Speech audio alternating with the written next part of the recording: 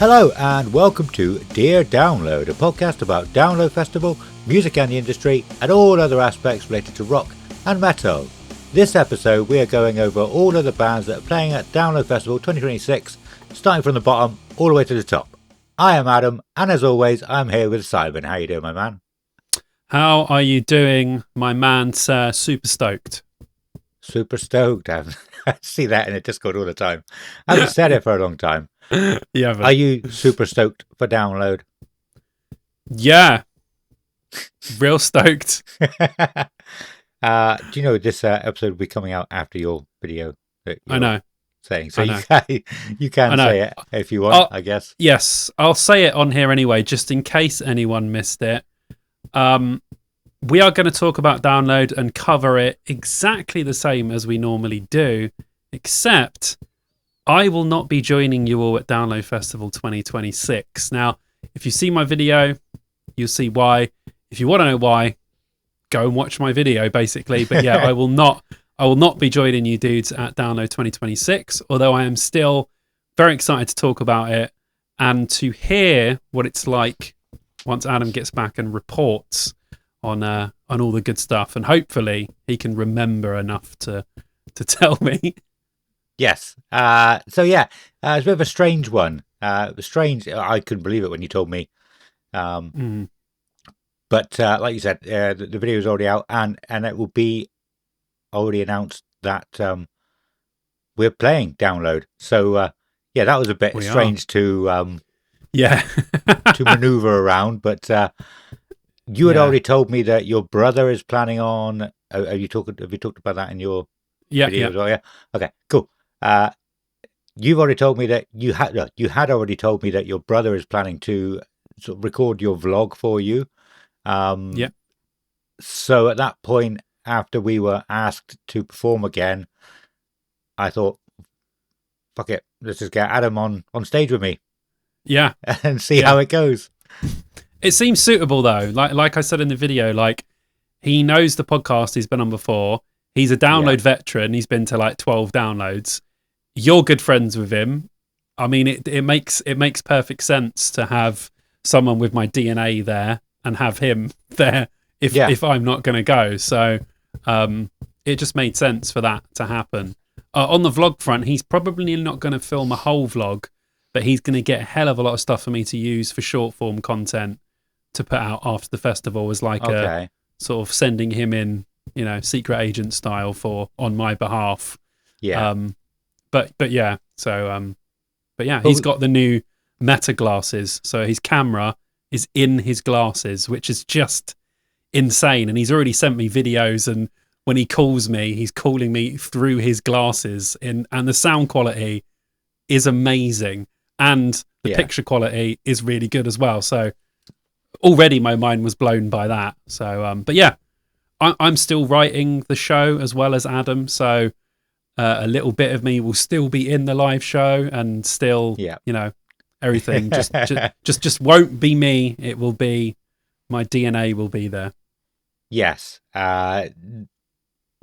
can obviously say that we're going to be there, but part of me really wants to say more about it, but I don't want to give too much away about what's going to be involved in the show. No. So No. Yeah, you got to wait for that one. I'm sorry, guys.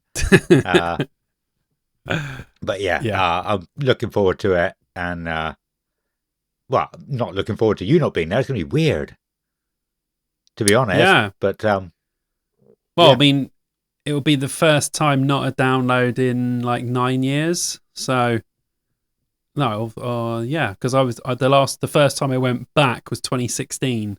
So yeah, so it's been the best part of a decade that I've been on this run of going to Download. There was a few gaps before that, but yeah, so it's going to be weird for me as well. But yeah, I think it will be nice. I'll call you, especially if the weather's bad.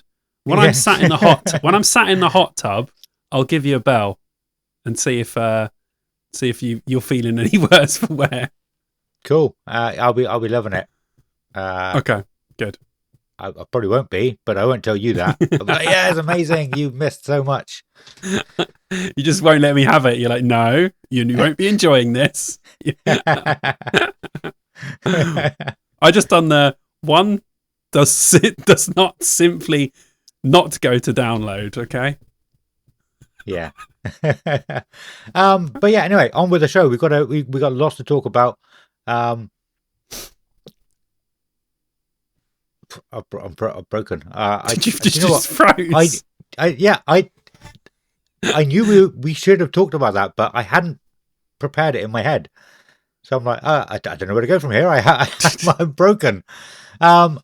We had a competition winner that we did last episode, and I messed up because Instagram didn't actually show me all of the people who entered. So I said there was only 18 people entered, but it ended up being about 44 once I'd actually gone through it properly. So I did the draw the day after we released, or I did the draw the day after we recorded last time, and Connor McDade won it. I haven't actually put a post out yet, but Woo! Connor McDade, your stuff will be on its way to you very soon. Oh baby, you lucky. God, there's a lot of stuff there. That is like winning. Stuff there. So winning the Dear Download lottery, literally. Yeah. Oh yeah, literally. We've had. Can you send us a photo of you wearing everything at once, like Joey from Friends? Just everything. Just stuff it all in wherever it goes. That would be cool. Yeah, send us a picture of everything. But yes, congratulations, Connor. Like I said, it'll be with you soon. Soon. Sean Connery. Sean Connery. Yeah, I can't remember his name. We have had a load of Patreon t-shirts turn up at my house that we've been talking about for a long time, and they're just down here. And there's one there that I showed you before, but we don't usually show the Patreons until they turn up at the house, so I cannot show them on screen right now, but I'll probably be wearing it next episode. Nice. It is sick though. It is cool. So sick. It's so sick. Honestly, we're very lucky with the t-shirt designs that we've had and the people we've worked with, but this t-shirt is unbelievable. All the stuff we've got is great, but man, the colours and vibe on this shirt are whew. Yes. Yeah, it's the first one we got that's not red, or mostly red or orange.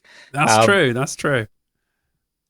But on that, we have another new shirt, which I'll show you again. Adam, model the new shirt. Let me hair out the way. Come on. Yeah. Stand and it's up. Backwards.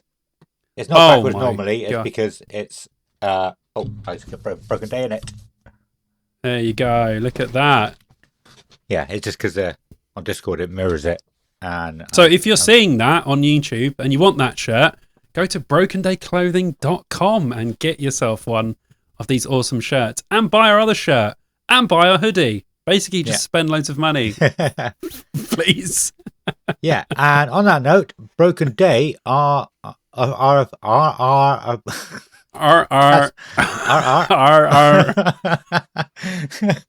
I feel like we were quite a bit more serious last episode because we knew we were filming it. Now we're back to normal. It's just gone. Yeah. Seriousness is fine. Gone. YouTubers, this is what we're normally like. Are our official sponsors for these episodes around download. And Simon would like to say a few words if you have any. I would like to say, I'd like to plug Broken Day quickly. Very, very cool company that we've worked with now for quite a while. They make awesome t-shirts, like literally, band stuff. They make download-esque stuff. They've made stuff for other content creators that we love as well. Good friends like Stu, Dilcam.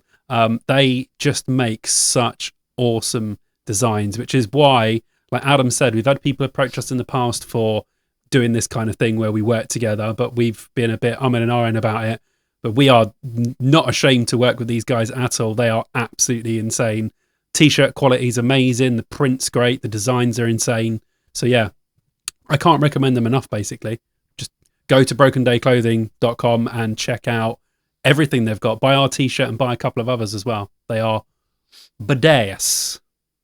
Definitely. And you can find the Yeah, so I will have put a load of pictures up of some of their awesome designs on screen this time. We had some problems last time, so I was running a bit behind with scheduling and putting the video out, so there's a few bits I missed off. But yes, definitely this time you would have seen some awesome shirts. If there's anything there that you've seen that you like, or if there isn't, go and have a look at the rest of the stuff because we can't put everything on screen.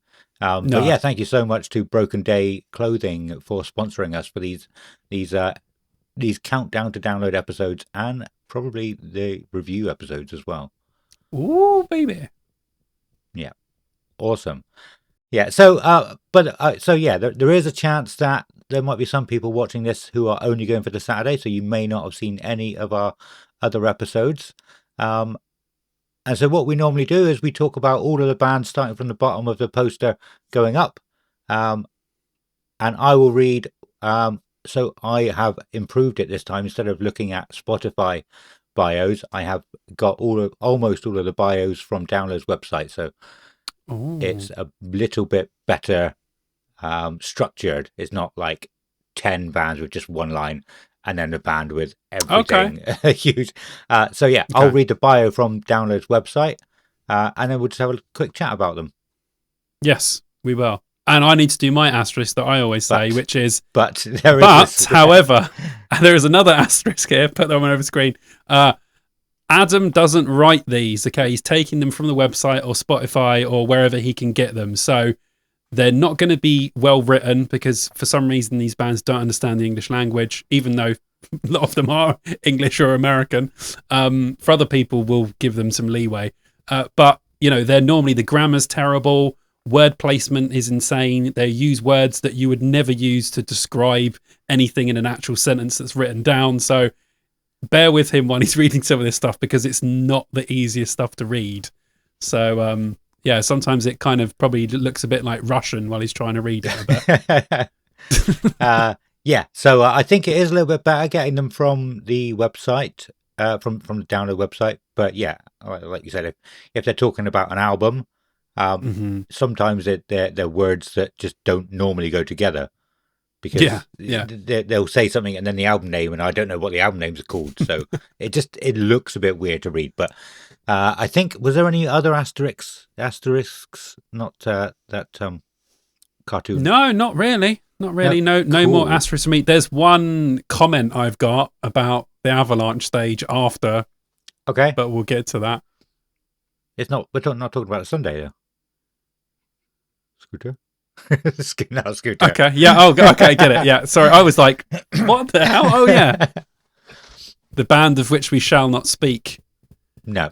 Do you and I'm playing it loosely with the word band. I'm looking forward to listening to them. Did you want to say that about that stage now or as we go? No, I'll give you my thoughts on the whole stage afterwards because I've just got a short piece about why. It'll make sense when we get there. It won't make sense now, but okay. Yeah. Cool. Yeah. Final asterisk from me. Oh my God, more? There's more. You will, as a lot of people listening expect, you will hear me talk about Self-Deception in great detail because I've listened to everything they've ever done pretty much. We can only dive into these bands very shortly. You know, we've got a couple of weeks to check out each. We could have listened to them before, but we don't do a deep dive and check out everything and get fully into these bands. So you could say very similar things probably to most of these bands if anybody's been into any of these bands for a long time. But we haven't. We can only listen to a couple of songs. The songs that we listen to might be nothing like the rest of their songs. So what we say might not be 100% the truth. It's just we can only talk about what we hear from listening to them very briefly. Mm-hmm. Some of these bands I have listened to a lot of since discovering them, but like you said, other bands that maybe hasn't been my thing, I've probably just scratched the surface. So yeah. But yeah, I'm sure there'll be mega fans out there sort of shouting at the screen saying, why are you not diving into this album and then this album, listening to them in this order? We Do you cannot know what they do should that. do? You should yell as you press the subscribe button. Okay. Great. Also, don't forget to like and subscribe this video, please. Fantastic stuff. Subscribe. We need to show the meme of Wolf of Wall Street. We got to bump up those numbers. Okay. Yeah, I am a those are YouTuber. rookie numbers. Let's bump up those numbers. Yeah. Yeah. Well done. I am absolutely a YouTuber, so I always forget things like that. I love it. Okay, opening the Dogtooth stage is a band called Pussy Licker. This 5-piece of ferocious felines have been tearing up the international punk scene for most of their 9 lives. Coming to a litter box. I read this before and it didn't click. Coming to a litter box near you. Pussy up front, liquor in back. Pussy Licker. That's a good write up. I enjoyed that. It's got a bit of humour to it and it tells you everything you need to know. Yeah. Yes, Pussy Licker. Modern punk, I would say. There's like some other stuff sort of thrown in there as well. At first, it was a bit jarring. I was a bit like, okay, all right, let me go further down the list and listen to another one. But it definitely had bigger punk elements. And yeah, very in your face, very some feminist undertones there as well. They're just basically doing what punks do and calling people the C word and not really caring about stuff. So, yeah, I didn't dislike it and I didn't love it either. I was kind of just in the middle, but I thought, that's pretty good. Yeah. Yeah, I think there was a couple of punk bands that we listened to. And it made me think you don't really get the same vibe. I might have been written here, actually. Yeah, let's just read this first and then talk about it after. Yeah, good old-fashioned punk. They have a sound, to my ears anyway, I could be completely wrong on this, but I thought they had a sound that's pretty close to sort of the authentic 60s and 70s punk sound, which, is great to hear. People aren't just, they're not just following the trend, becoming the next modern metalcore band. I think they'd be great to see live. And yeah, what I was trying to sort of go into then was, I can't imagine punk having the same feel when seeing it live than it would when it was sort of first around, when punk was a new thing. All the punks were like, yeah.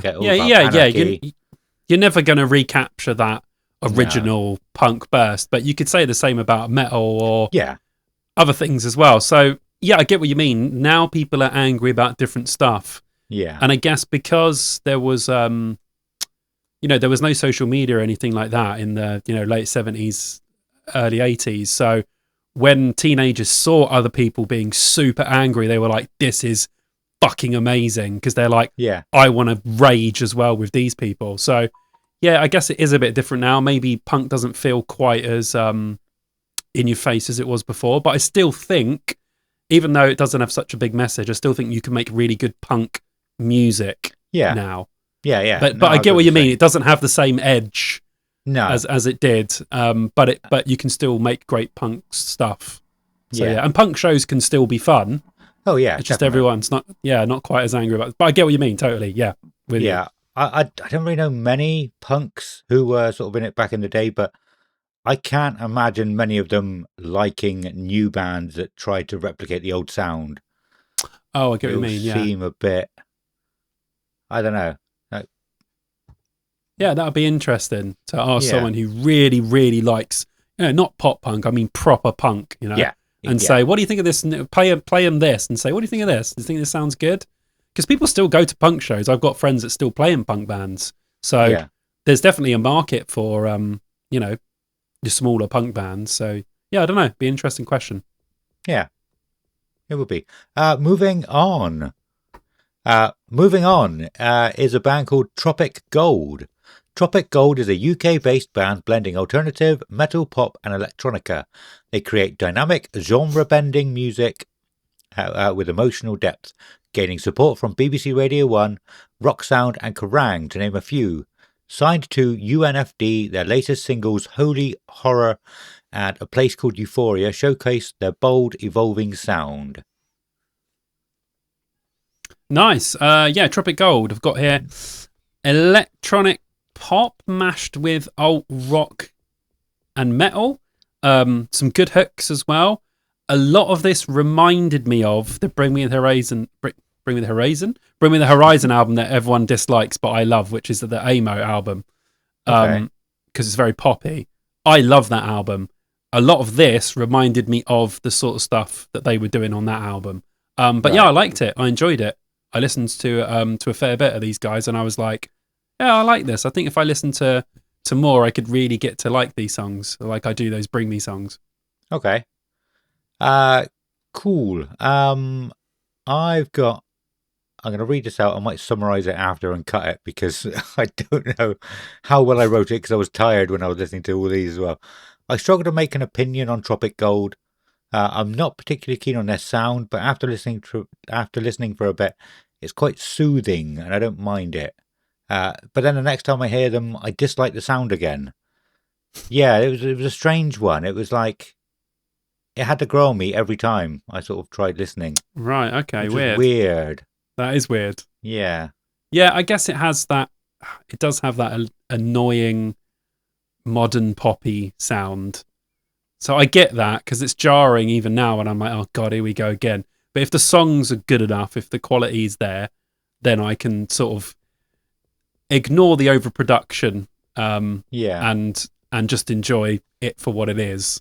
Yeah, I think every time I went back to it, I was thinking to myself, "Oh, I remember liking these," and I didn't like it again. That's so weird. Oh, I remember that liking is these. Really weird. Yeah, that's strange. Cool.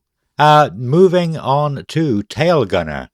Launching in 2022, the band are a blitzkrieg following 2 UK headline tours boasting sold-out shows and heralded as the most exciting live band in the country by Rock Flesh. They signed to German label Reigning Phoenix Music just 6 months into their career, getting the seal of approval from KK Downing of Judas Priest's fame. The band were handpicked by the man himself to open the first KK Priest show just a week before their now critically acclaimed debut album Guns for Hire charted in the UK, a feat not seen on a debut album by a heavy metal band since the glory days of old. Nice, yeah. Tail Gunner, I have here, imagine if Iron Maiden, Judas Priest and the Scorpions had a band baby, but it's the 2020s and not the 1980s. That's my exact description of them. I think that's a very apt description. Yeah, it's good. I mean, we've heard it all before from better bands, but it's sometimes nice to be reminded of that kind of era of stuff, which I'm a big fan of. So yeah, I enjoyed it. I liked it. I'd probably like to see them live to see what they're like and see if this is as much fun as it could be, you know? Yeah. Cool. Yeah, it's interesting. They I've got it written here, I believe. I've written, yeah, man, what a band. I don't really know what I was saying. I'm typing, yeah, man. Yeah, man. Trying to be casual about it. Yeah, man, what a band. I wish I'd gotten into them before to have seen them on the Dear Download stage because they headlined the Wednesday, I believe, last year. Oh, wow, okay. On the Dear Download stage in RP. From the name, it's easy to assume they are a new wave of British heavy metal band influenced heavily by Iron Maiden. But I wasn't that interested in trying to get into them before because I was just like, okay, they're going to sound like Iron Maiden. I'm probably not going to like it because they're not Iron Maiden. But actually listening to them, they sound closer to Judas Priest. Definitely, yeah. Yeah, which in the grand scheme of things isn't too far from Iron Maiden's sound, really, but it's also quite distinctly different. Yes. It's weird. They're close, but there's things between them that one band would do and another band wouldn't. So there's definitely a line between Judas Priest and Maiden, but there's loads of bits that sort of cross over as well. So I get what you mean. Yeah, totally. Yeah. I could hear Scorpions as well, like that kind of 80s more pop side of rock. As I know, like Scorpions have absolute corkers as well, but I could hear that sort of German aspect in there.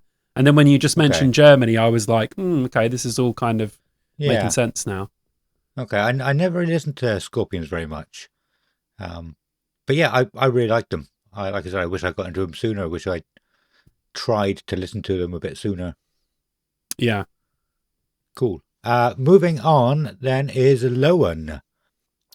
Lowen is a London-based Middle Eastern progressive doom band comprised of Nina Saidi on vocals, Daf Santor and more, as well as Shem Lucas on guitar, alongside Cal Constantine on drums and bassist when playing live. The band mainly focuses on the displaced identity of vocalist and multi-instrumentalist Nina Saidi. I don't know how to say that. You can read it if you're watching. Who was born into exile from Iran in the UK. In Iran, playing metal is illegal, and women singing unaccompanied risk. And women singing unaccompanied risk execution. The ancient world, its art and languages, form a backdrop for an exploration of the pain and longing of the diasporically dispossessed in her mournful wails and use of traditional Tahrir vocals unique to Iran. Oh, that was difficult to read. Yeah, that wasn't well written. Yeah, bad description for an absolutely incredible band. Yeah, I've got here operatic metal with a dash of doom, obviously having the Middle Eastern parts of it as well, the way that she's singing. I've got a very good, very different, especially vocally, really great. I put in brackets as well, singer is smoking hot. I absolutely love this. I have been listening to them all day today. Really they are nice. Wow, as soon as I started to hear this, and as soon as the riffs kicked in, she started singing, I was like, wow, I am absolutely blown away by this. I haven't heard stuff like this. You know, I like when you get some bands like Testament and the more sort of old school metal bands using like more Egyptian scales and bringing in those sort of Middle Eastern sounds. But you don't really hear it that much in metal these days played by bands. So I just think it stands out massively compared to all the metal that, is around at the moment. So yeah, I was absolutely blown away by this band. And if I was going, I would 100% be watching these guys. Definitely. And I'm such a fan now that if they're playing anywhere else, I will go and see them because I loved it. Yeah, nice. I'm pretty sure we've reviewed them before, and I'm pretty sure I didn't like them. This time around, I think they're great. After reading their bio, you can't help but feel a certain amount of empathy, and to feel the power and emotion in their music. Great stuff, and I bet they will be awesome live. And I think that's something we've talked about before. When you know a bit more about a band or an album, how it was recorded, if they have troubles recording it, it's a miracle it exists, or something like that. You get that a little bit more willingness to enjoy it than if you didn't know that. Yeah, I get you totally. Yeah, you feel more invested in the band, in the people. So yeah, definitely. Would you go out of your way to see these guys? I probably would. Yeah. Nice. Excellent. Next up is Conjurer. Conjurer have evolved radically since the release of their debut album Mire in 2018 and their sophomore effort Pathos in 2022 saw them lauded among the most exciting British metal bands. Whilst award nominations and accolades accumulated, the four-piece band retained their very simple mission to make heavy music and have fun whilst doing so. Preferring to use their spotlight to showcase technicality and musicality rather than centering politics or opinions, Conjurer lived in the moment and embraced everything that came their way. Conjurer. I've heard a lot of this band over the years, like in bits. Really great sludgy metal, some other bits in there as well. They use some acoustic stuff. It all sounds great. I think if I was watching, I'd watch Lowen, I'd stay for Conjurer because I feel like there needs to be an extra tip for me to really go deeper into this band. Like I've heard stuff, every time I listen, I think that's really good, but something just isn't quite pulling me in enough to go out of my way to listen to them. So I think seeing them live hopefully would push me sort of just over the edge where I go into I want to listen to Conjurer rather than just hearing their stuff casually while I'm looking around for stuff. So yeah, but they're a really good band, really, really solid. Yeah, cool. I didn't write very much. I just put this is cool stuff. It reminds me of the kind of stuff I'd hear at local gigs 20 years ago. Like I said, it was sludgy, like yeah.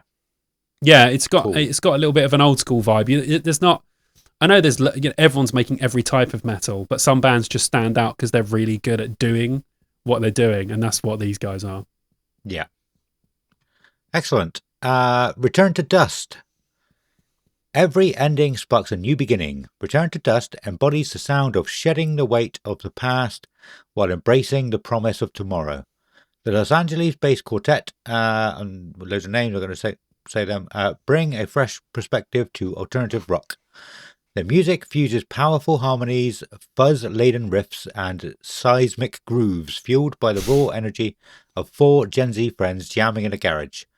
What may seem like a traditional approach on paper feels like an act of rebellion today, heralding the rise of the next generation of rock music as evidenced in their 2025 debut EP, Speak Like the Dead. Nice. Yeah, Return to Dust. I've got here good alt rock. Singer has a very, very good voice. Definitely some grunge influences there. I can hear like Alice in Chains and a couple of other that sort of mid grunge stuff. I liked it. I thought it was really good. Cool. I've got sounds a bit like Alter Bridge, but yes, I agree with a lot of the sort of grungy stuff as well. I get the Alter Bridge bit though. I can definitely hear the Alter Bridge in probably his voice. I can't remember why I wrote that. Yeah, he's got his voice is in that sort of range area. Not quite, but yeah, I get what you mean. Kind of cool, but not for me though. Fair enough. As everything unfolds, ignoring traditional genre boundaries with their distinctive sound, As Everything Unfolds have aspired to create a unique listening experience, combining a multitude of genres with the alternative realm and beyond. With over 30 million streams of their catalogue to date, their craft does not go unnoticed. Yeah, As Everything Unfolds, I've got here. It sort of reminded me a little bit of Evanescence in places. They definitely have some new metal influences, combining that with the sort of modern, down-tuned, modern metal. It was good. It's not for me. It's not in my wheelhouse of things that I enjoy, but I enjoyed the quality of it, even though it's not my thing. But I could hear, the quality of the music. Okay, cool. I really like As Everything Unfolds. I absolutely fell in love with their first album. I gave the other 2 albums a very brief listen as they came out. One's only been out for about 10 days, I think, now. But I should have given them more time, I think. I watched them in 2022 and they were awesome live. And that's what I've written. But yeah, I really liked the first album. Really, really fell in love with it. Sounds like I'm going back to being the one album guy. No. Yeah, no, I tried listening to the other 2, and I probably just got distracted. I was probably doing other stuff at the same time, and I was like, I'm sure there's another band on here that I've got a similar story, but yeah, I was like busy. I listened to it. It wasn't for me, so I never went back to it. But I should have gone back with more time, with more focus on it to listen. Yeah, because what I heard from those albums I thought really good again. Nice. Cool. Self-Deception is a modern rock band from Stockholm, Sweden, known for their dynamic sound that merges classic rock elements with a fresh, anthemic modern metal flavour. With a reputation for delivering unforgettable live performances, Self-Deception is one of the leading forces in today's rock scene from Scandinavia. Agree. Yeah, Self-Deception, I've got here. I describe them as modern upbeat metal with electronic and definitely vocally pop elements, of course. I've written here, I don't know why I put so many O's. I've wrote, very good live band. And I put definitely would be watching because I thoroughly enjoyed their show when we went to see them. I was entertained from start to finish, and yeah, they were just great. So again, definitely would be watching Self Deception. Cool. Yeah, one of my favourite bands. I struggled to pinpoint what kind of genre they are now. So I've talked about some of their previous albums as well, Yeah. but I'm like, I don't know how to describe them to people. I was in work actually when we booked it to go and see them live. I was talking to a guy in work and I said, "Oh, we're going to see this band." He was like, "Oh, what are they like?" And I couldn't describe them. It is they do have it's an interesting sound. So it's hard. That's why I called it modern upbeat metal, because I didn't really know how to describe it. Like, you can hear the influences that it's got from everywhere, but it's neither one thing nor the other, which is just difficult to describe what they are to someone who hasn't listened to them. So yeah. Yeah. But what I've actually written is that their new stuff is great. It's what got them on the map. But if you ask me, it's not even close to their best stuff. Actually, it is close. I don't know why I say not even close. Coming from an old man who doesn't know what's good or relevant anymore, I can tell you their first 4 albums have 0 skippable tracks. Like, literally none. Yeah, literally none. And I can put these on the screen. Like, seriously, if you don't think you're a fan of Self Deception, go and listen to them again. And then repeat that step until you like them. So the first album, Restitution, from 2009, is heavily inspired by In Me. The second one, Over the Threshold, has a bit of that sound still, but goes a bit more pop punky. And then, that's where I lose them. I can't begin to describe their sound on the other 2 albums here. But yeah, the thing is, they have such a unique and distinct sound. All of their songs are so distinctly Self-Deception, yet somehow none of their songs sound even remotely similar to any of the other songs. Yes, which is weird. Well, there's once we get to another one of my favorite bands of all time on here, it's exactly the same thing. Yeah, I think I know who that is, and I really like him this time. But yeah, I've also got. I'm not going to spend too long on this, but the most recent 2 albums are still absolutely amazing albums. Don't get me wrong.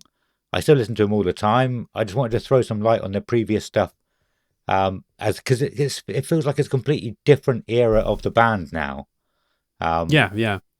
Completely different. But I mean, I fell in love with them maybe 7 or 8 years ago now, and I listen to them all the time still, and they're just incredible. Like I said, every song is different. You just don't skip any tracks. Like, they're all so good and so catchy in their own sort of little way. Nice. I will be at the barrier. Absolutely. Oh yeah. I mean, at the barrier. I wouldn't expect anything less from you. Trying to get their attention. Like, come on, give me stuff. Well, you like As Everything Unfolds as well. So if you go watch As Everything Unfolds, and then you can get a really, really good spot for Self-Deception, you'll be laughing, mate. That's what I'm thinking. Definitely. Yeah. Right, move on from them. But yeah, I was going to wear a t-shirt, but then this turned up. I like us more than Self-Deception. So anyway, the next band is Sweet Savage. I was going to read what I wrote then and not what's actually written for them. Formed in Belfast in 1979 by bassist and vocalist Ray Haller and future Dio/Def Leppard guitarist Vivian Campbell, Sweet Savage were part of the first wave of the new wave of British heavy metal, alongside Iron Maiden, Saxon, Diamond Head, Judas Priest, and others. That's it for them. Yeah, Sweet Savage. I've got here some sort of metal rock stuff that's old, but then some of it doesn't sound old. I put here good, but just weird, just odd. Just very odd to have squeezed onto the stage. Yeah, I thought that too. I've written, these guys are okay. Thrash, Metallica sounding, great sound. But yeah, I agree with you. But if I didn't know that they were actually from that era, I probably would have a slightly different opinion, similar to what we were saying a minute ago. It's just a band trying to be from that era, you know. So when you understand it a bit more, they were actually in that era. Yeah, I you can. think Yeah. I think I read something about they were actually quite a big inspiration for Metallica. Oh, okay. Because Metallica covered one of their songs on their Garage Inc. album.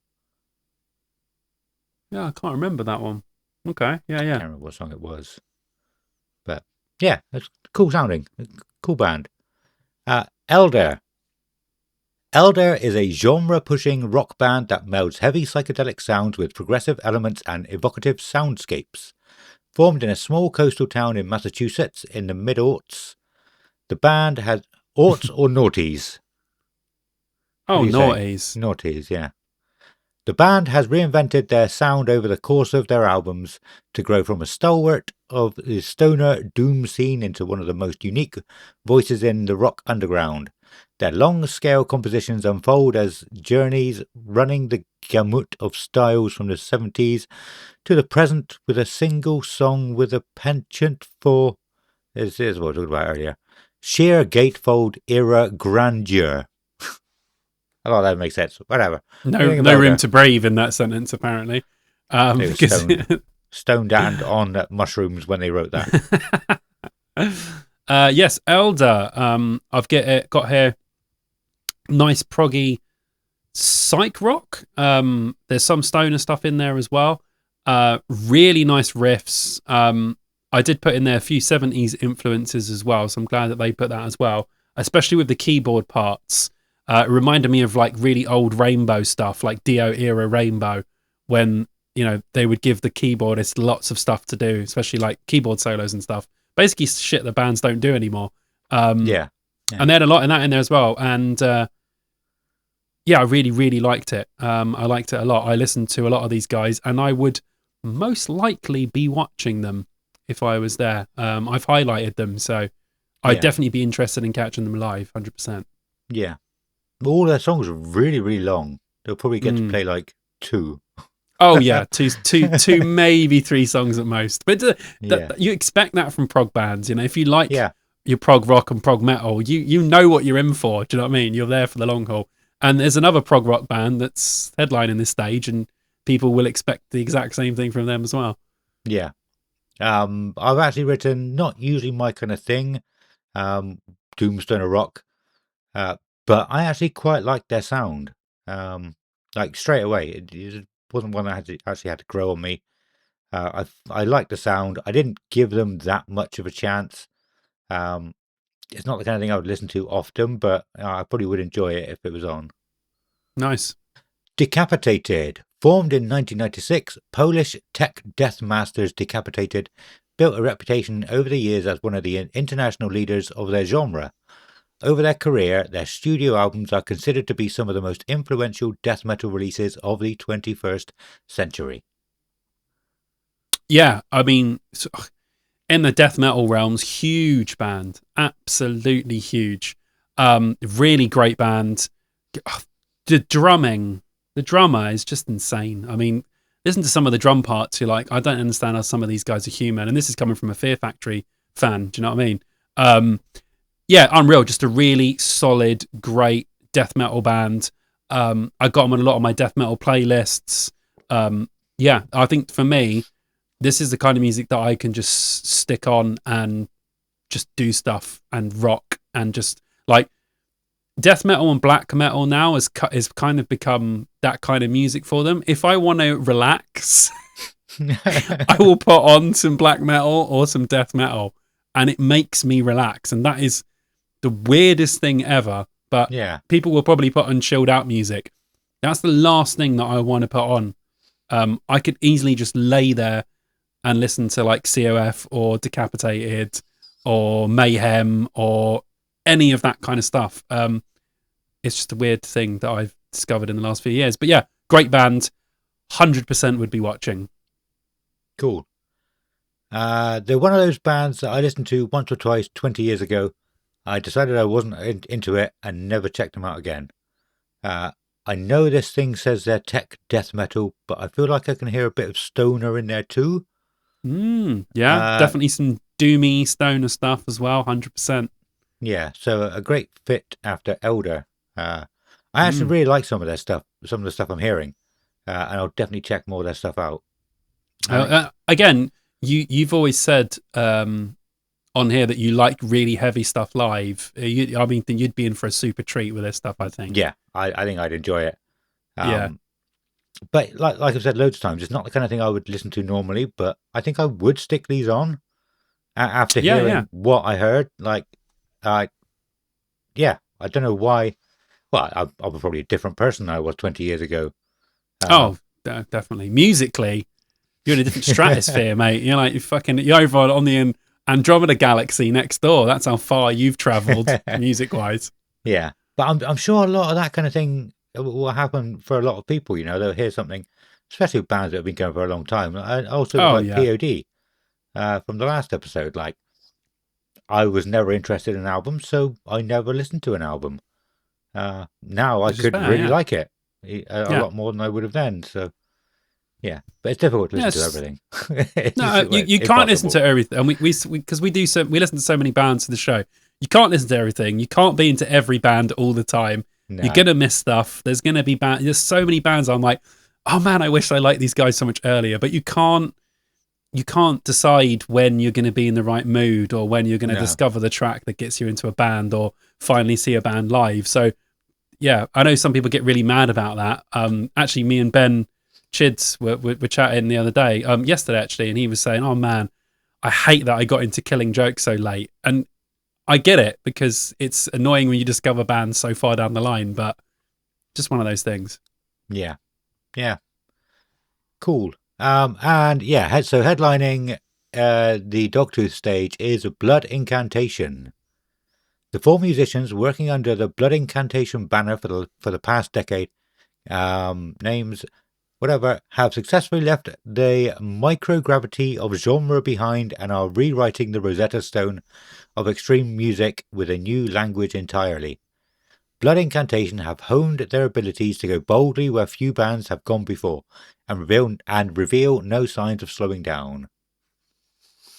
Yes, talking of Ben Chid, one of his favourite bands, Blood Incantation. 70s inspired prog metal, lots of great guitar riffs, loads of great drumming. They can go from metal to like just pure prog just in seconds. Like, it can just slow right down and then speed right back up again without you even batting an eyelid. They built some awesome foundations with their last album as well. Like, legitimately probably one of the most talked about albums when it came out, especially in the sort of metal prog world. They could be one of the biggest prog metal bands of all time if they continue on the route that they're going down now, because people are obsessed with this band. Yeah. And when I first listened to them with Ben, I enjoyed it and I liked it, because I do like Floyd and I do like their 70s stuff. The bits I liked the least were the modern metal bits in it, you know, because it's a bit sort of down-tuned. I thought they were the worst bits of the music. The more proggy parts were the parts I liked the most.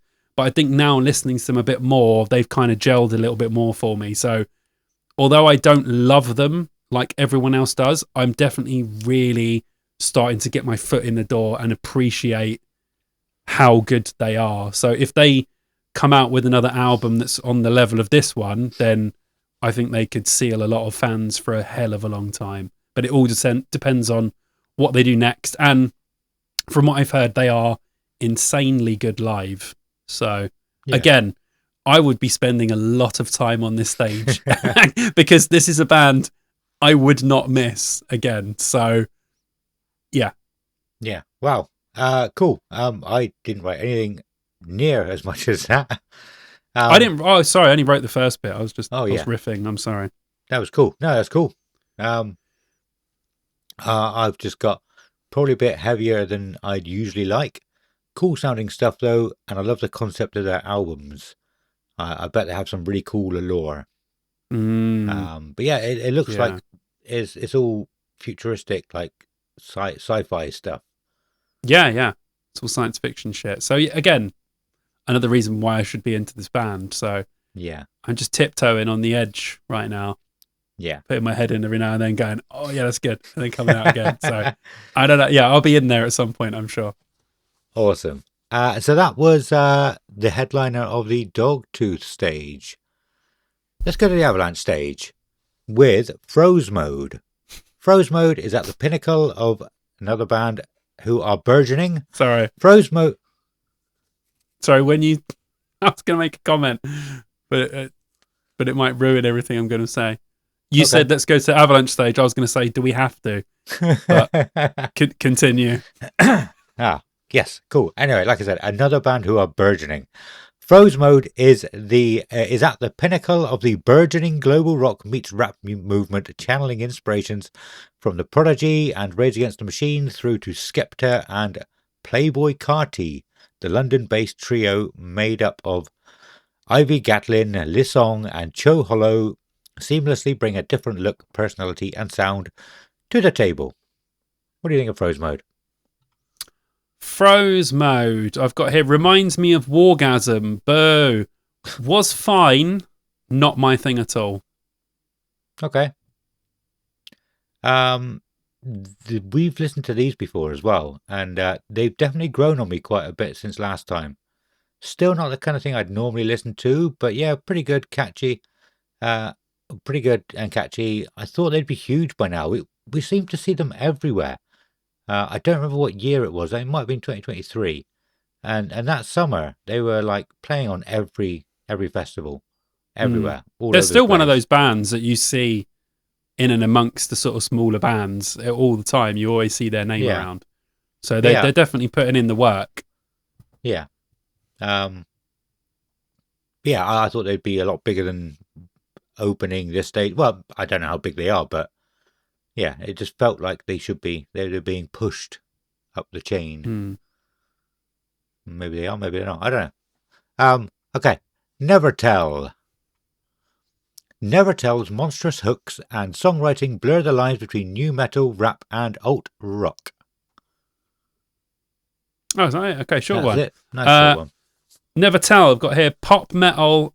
The guy has a great voice, but not for me. Not my thing at all. Okay, not my kind of thing either. I've written nothing that interests me about this band, if I'm honest. Okay, let's move on. Die Spitz, or as D Spitz. Die Spitz. Die Spitz is a mayhem inciting rock four-piece from Austin, Texas. Founded in 2022, the quartet Ava, I'm not going to read the names, is known for their unruly stage presence, bombarding their crowds with a wall of sound, which, as Austin Monthly put it, youthful moxie has never sounded so good. Having become a staple of the Austin music scene, they've extended beyond the state of Texas, supporting national tours for legendary acts as Amel and the Sniffers, Sleater Kinney, and Off. Cool.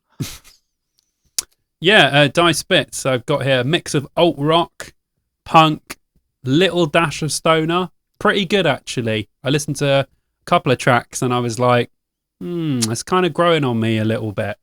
So I think if I was given more time, I think I might actually like this.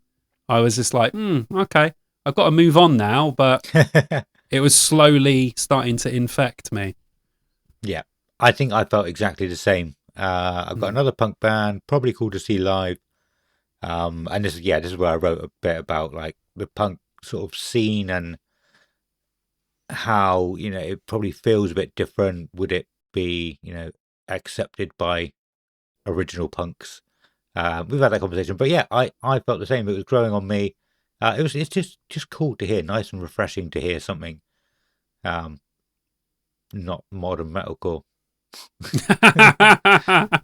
Well, to be fair, there's not really that much of it on this day, so No. this is probably the day you're going to get away with it the most, I would say. But I get what you mean. Yeah, it's becoming a bit tiresome, certain things on these download lineups. But just for us, I mean, other people were probably having that. You could have said the same thing about lineups in 2005 when it was just full of metalcore bands, New metal as well. yeah, but maybe. I mean, in my opinion, that's when metalcore was good. So yeah, doing that what you will. Yeah, cool. But yeah, they are quite cool. I probably would go and see them. Mouth Culture. Fast-rising Leicester trio Mouth Culture closed out 2024 like a band ready to erupt. Their year climaxed with a blistering, sweat-soaked headline show at London's iconic Underworld and the release of their critically acclaimed EP, Whatever the Weather, a record that cemented their reputation as one of the most exciting names in modern rock. Every stage they hit turned into a riot of energy, crowd chants, and raw emotion. I'll keep reading. Rolling straight into 2025, the band refused to slow down, dropping a red-hot run of singles, including Rat Bag, Regret 101, Picking Wings Up a Butterfly, and on and on. Yeah, this write-up's going on and on. Each track showcased their knack for anthemic hooks and gut punch honesty, connecting with fans who screamed every word back at them during their sold-out UK tour in October. Mouth Culture. Yeah,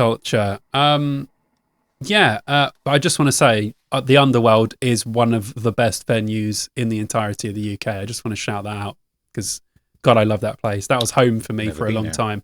Yeah. But yeah, dude, at some point we have to go and see a show at the Underworld. You'll love it.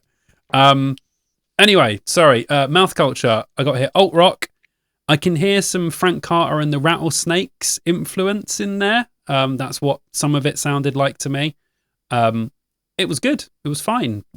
I didn't love it. I didn't hate it. I was quite in the middle. I don't know what would happen if I listened to more of it. But yeah, it was good.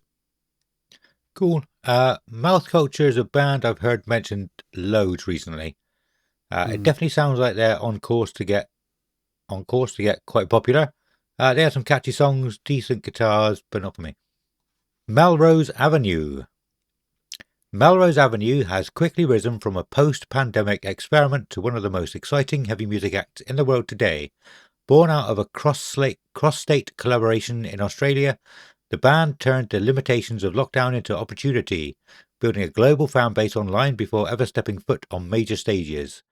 What began as a digital lifeline is now a full-fledged phenomenon, with millions of fans worldwide and a reputation as one of the fastest rising names in modern metalcore. Melrose Avenue. Melrose Avenue, yeah, I've got here pop metal / metalcore with electronic elements. It was fine. Cool. I'm all for bands that have catchy enough choruses that they could have been in the top 40 charts in the 90s alongside all of the boy bands, but there's just too many now. Okay, sound. You got an okay sound, nice music, but it just gets. Well, I don't want to say drowned. Maybe not drowned, but yeah, lost in the shuffle. Yeah, nice. Yeah, lost in everything. All the other bands that sound so much like this. Damn you, Bring Me the Horizon, pricks. You sounded too good, and now everyone has to make overproduced metal. Next up is As It Is.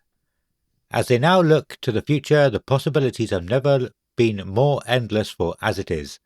By putting themselves first and remembering that it's their connection away from it that makes what they do within it so special. They have crafted their most powerful, prominent, and personal statement to date. Yeah, I remember that being weird to read last night when I read it. Contentment, gratification, and peace. These are not just the things that now come first when it comes to the band. Yes, I remember now. These are emotions to live by, to base all parts of our existence on. Because when we put ourselves first, the rewards that are there to be reaped are more fruitful and fantastic than you could ever have hoped. That is written by probably someone in the band who thinks they're a bit more intelligent than they are.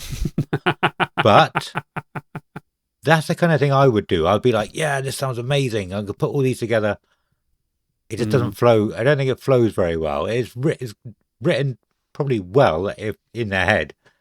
But yeah, it's hard to read. But like I said, maybe gets a little bit too philosophical and doesn't concentrate on the band itself, I would say, from that right up. But yeah. But like I said, there's no better than I could do.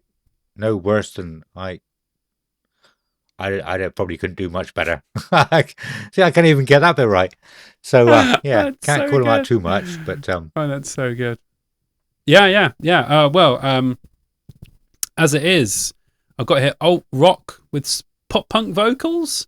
Was good. Sounds a little old school. I liked it. same as last one, pretty much.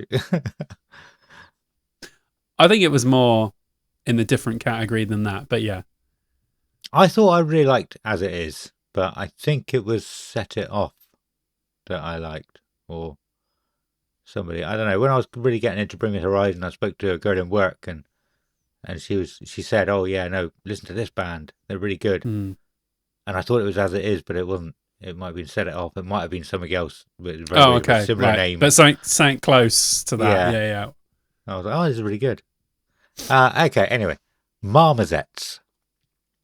While you shouldn't judge a book by its cover, it's often possible to glean a lot about an album from its title. Take the 2014 debut album from the Marmozets. Becca, lots of names. A band that's more than a gang. They're quite literally family, the weird and wonderful Marmozets. Perfectly encapsulates the unpredictable yet undeniable music that the Bingley band had been creating since their inception. That was hard to read as well. Yeah, Marmozets, post rock / alt rock band. Really good. I like these guys a lot. I saw them back in the day. They were great. I saw them in 2017 at Trees, 2017 or 18. They were fantastic then as well. I think then they went away for a few years and they've come back again. So this is like the second round for them. Really great live band though. When I saw them those couple of times back in the day, really great. Yeah, I would be watching these guys out of this whole stage. Spoiler alert, I probably wouldn't be watching anyone else, but these guys I would go out of my way to watch because I just had such fun watching them the last few times that I did, although it was quite a while ago. But yeah, good band, really good. Yeah, cool. Yeah, I quite like Marmozets, and I don't know why. There's something about them. Kelly wanted to watch them the last time they played. I don't remember what year it was. Might have been 2018. Might have played since then. I don't know. I'd never even heard. It would have been point. around then, though. Would have been around then, yeah. Yeah, I'd never even heard of them at that point, but I really liked it live. A lot of the songs aren't super catchy. They, which is fine. You don't want so. I think a lot of these other bands that like sort of up and coming that we're talking shit about, they try to be too catchy. They want every song to be a number one single. They want it to be catchy as hell. Mm-hmm. And I think with Marmozets, it feels like, yeah, all the songs are really good in their own little way, but they don't have such a really catchy chorus. Yeah, they're not in it just for that. She's not just writing pop hooks. Yeah, like everyone else is. They're just they're making good music, and whatever the vocal line is for the song, that's what the vocal line is for the song. Yeah, that fits the song and makes the song have character, which is what a lot of the modern metal world is missing. We don't need any more catchy choruses or hooks. No. Hooks are good and catchy choruses work, but everything else has to be balanced out. You can't have a catchy verse, a catchy chorus, and a catchy bridge, because then it's just, what are we listening to? Do you know what I mean? Yeah. I go buy a fucking Britney Spears CD. It'll probably have better hooks on it. So, do you know what I mean? Yeah. And I think I've also got that they have a small tinge of an 80s feel in some of their songs. Definitely. Which I hate. I don't hate the songs. I don't like the 80s, but I like the sound of it in this. So I don't like the idea that I liked it. One of the best decades for music, and you don't like it. No. What are you? It was horrible. I probably annoyed a lot of people, but it was horrible. I didn't like the 80s. No, I didn't like the 80s. You just went down in friendship for me, just by one maybe 2 points. If Smidgen. you're at 100%, you're now at 98. Okay. Just for those comments. Cool. All right. 29 to go. How can we get you down? Says go down. Oh, I just got that. Oh, that's where you want to lie, do you? Okay. That brought it back. That brought it back to being funny and not slashing the 80s. Anyway, moving on. I do really like Marmozets. Something cool about them. Quite like definitely. Hot milk. No, Since Han and Jim first met inside a bar in Manchester's northern quarter, born in Preston, made in Manchester, as Han neatly sums up, and started the band, who are completed by Tom Patton on bass and Harry Deller on drums. Hot Milk's story so far has already confirmed their status as the city's unlikely alternative success story. Nice. Weird. Yeah. Yeah. Hot Milk. I've got here pop rock. There was a little bit of metal in there occasionally with a little bit of distortion. It was fine. Just not for me. I know people that love this band. They've been played to me before. Just not my thing at all. It doesn't resonate with me. Yeah. Okay. I like the dynamic of the male and female singer. These guys do have super catchy songs, which is what you need most of the time to stand out from the crowd. But to have both singers actually sing, I think. Whereas, normally if it's like a male and female, they try and do different things. One screams, one sings. Yeah. So it seemed strange to have them both singing, but in a good way. Yes. And also, there was a key change in one of the songs I heard. Which is sorry, a what? You don't hear key changes anymore. There was a key change in some sort of modern music? Jesus Christ. I know. Fair play. It's been a long time since I've heard a key change, and it was beautiful. Get this band up the list. All right? They've got a key change. That puts them above 90% of the people playing on this fucking day. But yeah, no, I quite liked it. I don't know if you remember, I accidentally listened to them all day once. Did you? I said that on the podcast a long time ago now. I put them on the way into work. And as soon as I got into work, I was super busy all day. I just did not stop. Not even for a minute to change music. And it wasn't until I was walking home I realised I've still got Hot Milk on. Or just on my earphone. I accidentally listened to everything they ever did. I was busy, so I wasn't concentrating too much. But yeah, I actually quite enjoyed it. Really quite enjoyed it. Nice. Yeah, cool. And headlining is the All American Rejects. They got quite a long one. I might not read all of it. Formed in 1999 in Stillwater, Oklahoma, the All American Rejects quickly became one of the most iconic rock bands of the 2000s. Led by Tyson Ritter and Nick Wheeler, the band debuted in 2002 featuring their hit Swing Swing. Their 2005 album Move Along cemented their place in rock with chart toppers like Dirty Little Secret and It Ends Tonight. In 2008, Gives You Hell became a global hit. I did not know. I'll talk about that. I didn't know how big that was. I knew it was big. I thought Dirty Little Secret was bigger, but no. Gives You Hell became a global hit and a Billboard #1 in 2009. The band continued pushing creative boundaries on Kids in the Street in 2012. Yeah, I'm not going to read the rest of that. Okay. We're not skipping many with short ones, so yeah. No. You want All American Rejects? All American Rejects. Good old school. The earlier stuff's kind of rocky / punk rocky. This band have got tons of good hits. Those first couple of albums are really, really great. All the way through. Loved this band back in the day. Whenever they released a single, I was always all over it. I've still got some of the original singles of theirs in the loft. So when I have my media display room, shall I say, and I can display all my DVDs and CDs, I'm sure you will come over and look at all the fucking great CDs that I've got. But I'm sure I will. Yeah, got a lot of their singles. Loved them. And I think because they'll be playing... we'll get to Guns N' Roses, but Okay. I think they'll have a really huge crowd in that tent. They probably will, actually, yeah. I might even be there for it.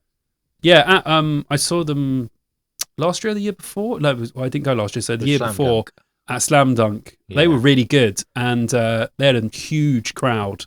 So and that's just a dayer. So I think that they'll be, rammed in there. Yeah, cool. Yeah, I've always wanted to see these guys. I absolutely loved their When the World Comes Down album, and I always knew they were popular. Dirty Little Secret has 650 million listens. That is, well, I mean, the next one's more. But Gives You Hell, 750 odd million. Mm-hmm. Like, I had seen stuff in most bands have like stuff in like 10 to, well, most of the bigger bands, 10 to 15 million, maybe 20 to 30. 750 million is most I've ever seen for one song on Spotify so far. Their hits are hits. Yeah. Like, they hit then. Just, that doesn't even include all the fucking CDs they sold, man. No, true. All the singles they sold, all the times they got played on all the channels back on the day. Like, this band did a lot. They made a huge dent. They skipped the queue ahead of a lot of bands very, very quickly. Yeah. But I've always liked them. I've always thought they're great. Everything I've heard from them, I always enjoy it. I just think that they're really good at songwriting. And like you said, like, they can be catchy, but it's not like they're not writing pop hooks. They're rock hooks. Yeah. But they're just executed so well that they sound like they're really catchy. Yeah. Almost like they're not trying. They're not going, oh, guys, we're going to put a really catchy chorus in here so everyone loves it. It's just that you can tell that it's sort of formed naturally, where they've been playing the song and then the singer's gone, oh, this sounds like a really good vocal line, and then just sung it and then adapted it how they've obviously. It sounds natural. Nothing sounds forced with them, which is one of the reasons why everyone likes them so much. But yeah, no, I really like All American Rejects. Great band. Yeah, so like I was saying, I thought the album with Dirty Little Secret and Move Along, I thought that was the biggest album. I thought that was way bigger than the next album, which is why I was surprised to see Gives You Hell. I had loads more downloads. Or do you not streams. Remember that video? It's a great video. It's a great video as well. It's a really good video. That was absolutely everywhere on every channel. I remember it being played on the radio at the time, so it's a big hit when it's being played on the radio. I knew because by that time, around that 2008-9 time, playing those sorts of bands on the radio become very unfashionable unless you had a huge hit. So these guys, like I said, they skipped the queue with a lot of bands. And just went straight to getting played on the radio. So fair enough. Fair play to them. Yeah, but I want to look at their normal set list that they would normally play, because they play a lot of stuff from the When the World Comes Down. I listened to that so much when I was at uni, start to finish, every song. I loved them. Another one of those albums that whenever I hear it, I'm in Azeroth again. So I played World of Warcraft all the time at uni, and I was listening to music the whole time I was there. Nice. But yeah, depends on their set list, depends on what time they're on, if they clash, but I'm probably going to go and see these guys. Cool. I'll put so I do my asterisk now for the Avalanche stage. Go on then. So I put here, and I guess this is kind of what the Avalanche stage is for, really. I kind of feel not right if I'm spending a lot of time on the Avalanche stage, because it feels like the stage that should be for the sort of newer, medium-sized bands. I can definitely tell I am not the main demographic for the Avalanche stage on this day. And I think that's fine. Apart from Marmozets and All American Rejects are a couple of other bands that I quite enjoyed. But it's pushed towards modern bands, which is weird because it's on a Guns N' Roses day, which is the complete opposite of a legacy band. But yeah, I'm just pointing out that there are a lot of bands on there that I don't like because it's not for me. Yeah, it's for, not that I'm old, I'm just older, and I'm not connecting with some of the bands that the younger kids are. Some of them I am, but certainly not the pop metal chorused, down-tuned metal that seems to be the thing to do right now. Yeah, I think for a while after Download came back after COVID, they had a lot of pop punk bands on that stage, so it felt like it was a pop punk stage Yes, for a very lot of people much. who've been going. So yeah, it's strange to see them changing that up, but it probably wasn't always a pop punk stage. It was just what we were Yeah, used to yeah, from those years. Yeah, definitely. Yeah. cool. Yeah, so that was the Avalanche stage. Moving on to the Opus. The Opus, isn't it? Apex is a big one, the main one. Should know that. Doing a podcast for 5 years about Download Festival. Moving on to Yeah, the but Opus. yeah. Yeah. Opus stage is next, starting with the Wild Hearts. For 3 decades, the Wild Hearts have remained at the forefront of the UK rock scene through incendiary, festival-topping live shows and fast-lane frolics. They have cemented their reputation as one of the finest, most prolific, most notorious outfits their homeland has produced. I completely forgot that these guys were playing, and I had an old version of the poster that they weren't on. I Okay. could tell you I don't like the Wild Hearts. Okay. There you go.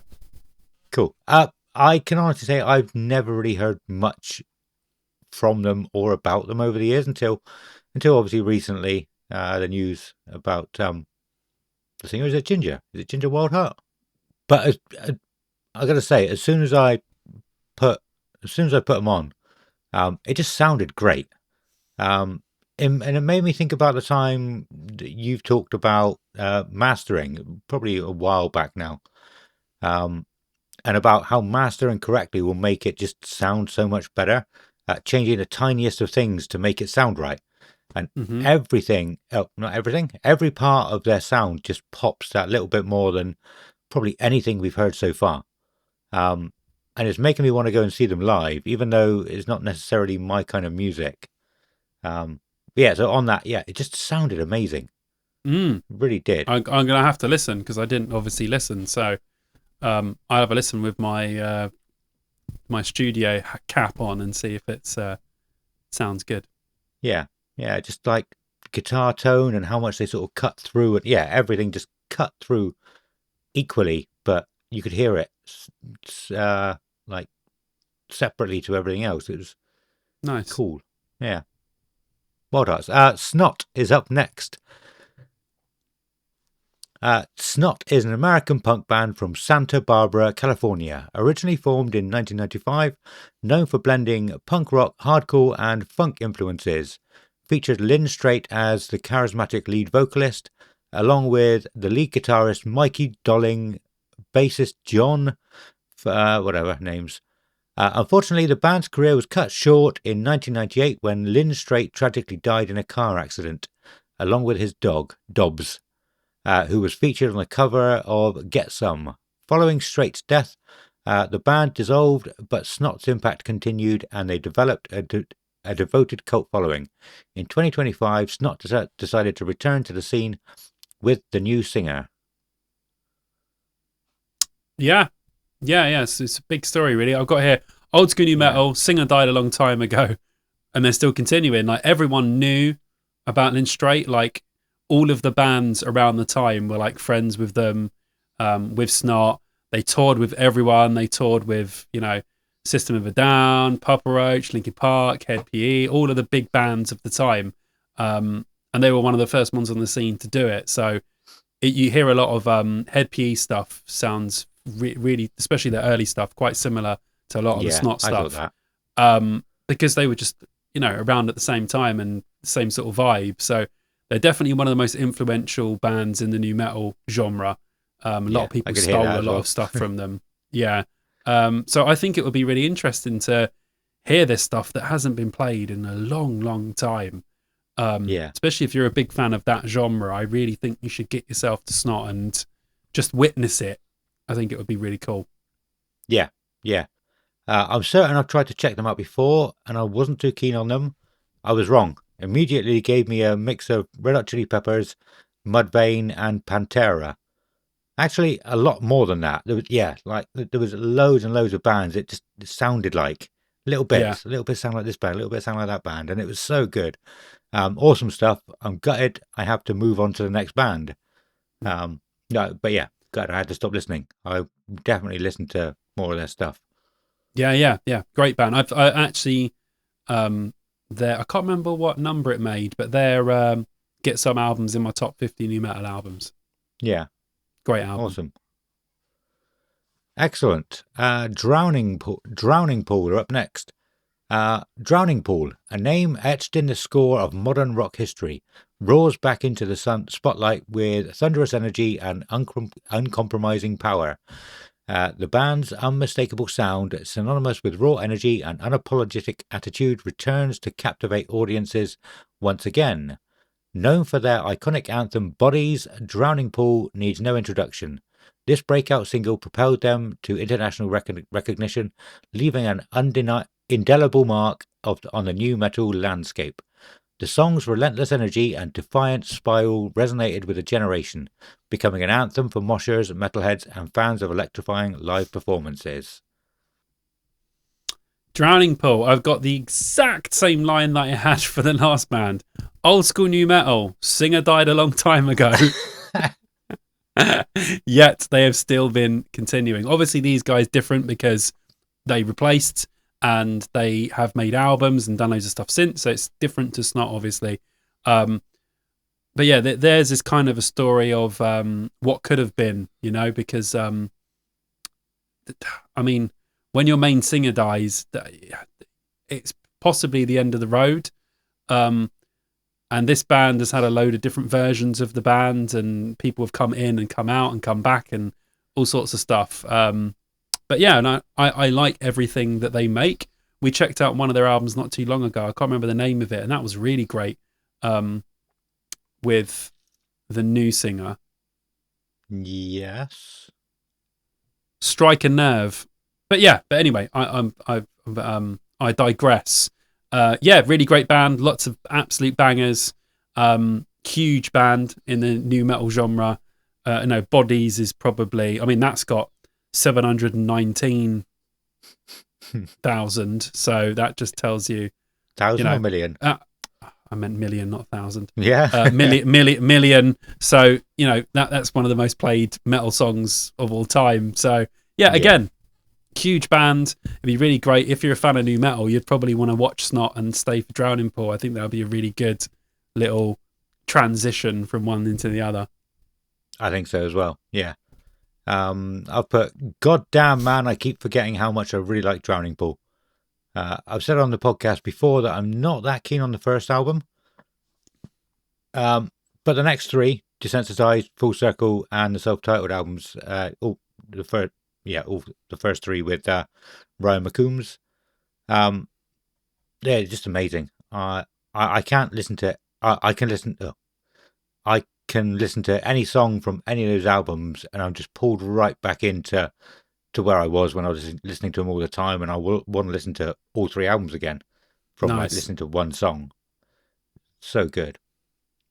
And yeah, like I said earlier, I was surprised when I was thinking about this last night, because I was the one album guy a lot back then. This is one of the very, very, very few bands I listened to more than one album of. That's true, actually. Yeah, you were the one album guy, but not with Drowning Pool, apparently. Yeah. Just I really loved it, but I'd never listened to any albums after the self-titled one, and I don't know why, because I really liked them. Yeah, who knows what was going on in your brain back then? I think Ryan McCombs left, and it was a different singer again after the album. But obviously, he's back in the band now. Right? Yeah. Isn't it strange though how it was like Soil and Drowning Pool were? They could have almost been sort of rivals because they were a similar kind of band. Yeah. And then obviously one singer does both bands now. Yeah. It's kind of weird actually how that ended up working out. They should have just formed a super group and just cracked on as one band, if I'm honest. Yeah. Yeah. Supergroup. Yeah. Yeah. Anyway, cool. Um, what you suggested though, I probably will do that. Go and watch Snot and Drowning Pool. Yes. Very good for the Yeah. old school heads. Cool. Next is We Came as Romans. Since the release of the milestone debut album, 2009's To Plant a Seed, diehard fans depend on We Came as Romans to deliver intimate, confessional, and autobiographical anthems, each one challenging, triumphant, and passionate. They like their syllables. We Came as Romans' initial ascent was quick and assured, catapulting the band, who met as teens, into the hearts of die-hard fans immersed in the metalcore, post-hardcore, and Warped Tour subculture. Their hook-filled heavy music carried an uplifting message that connects with even greater urgency live. The increasingly diverse catalogue of metallic might, melodic strength, and electronic atmosphere soars in clubs, theatres, and fests.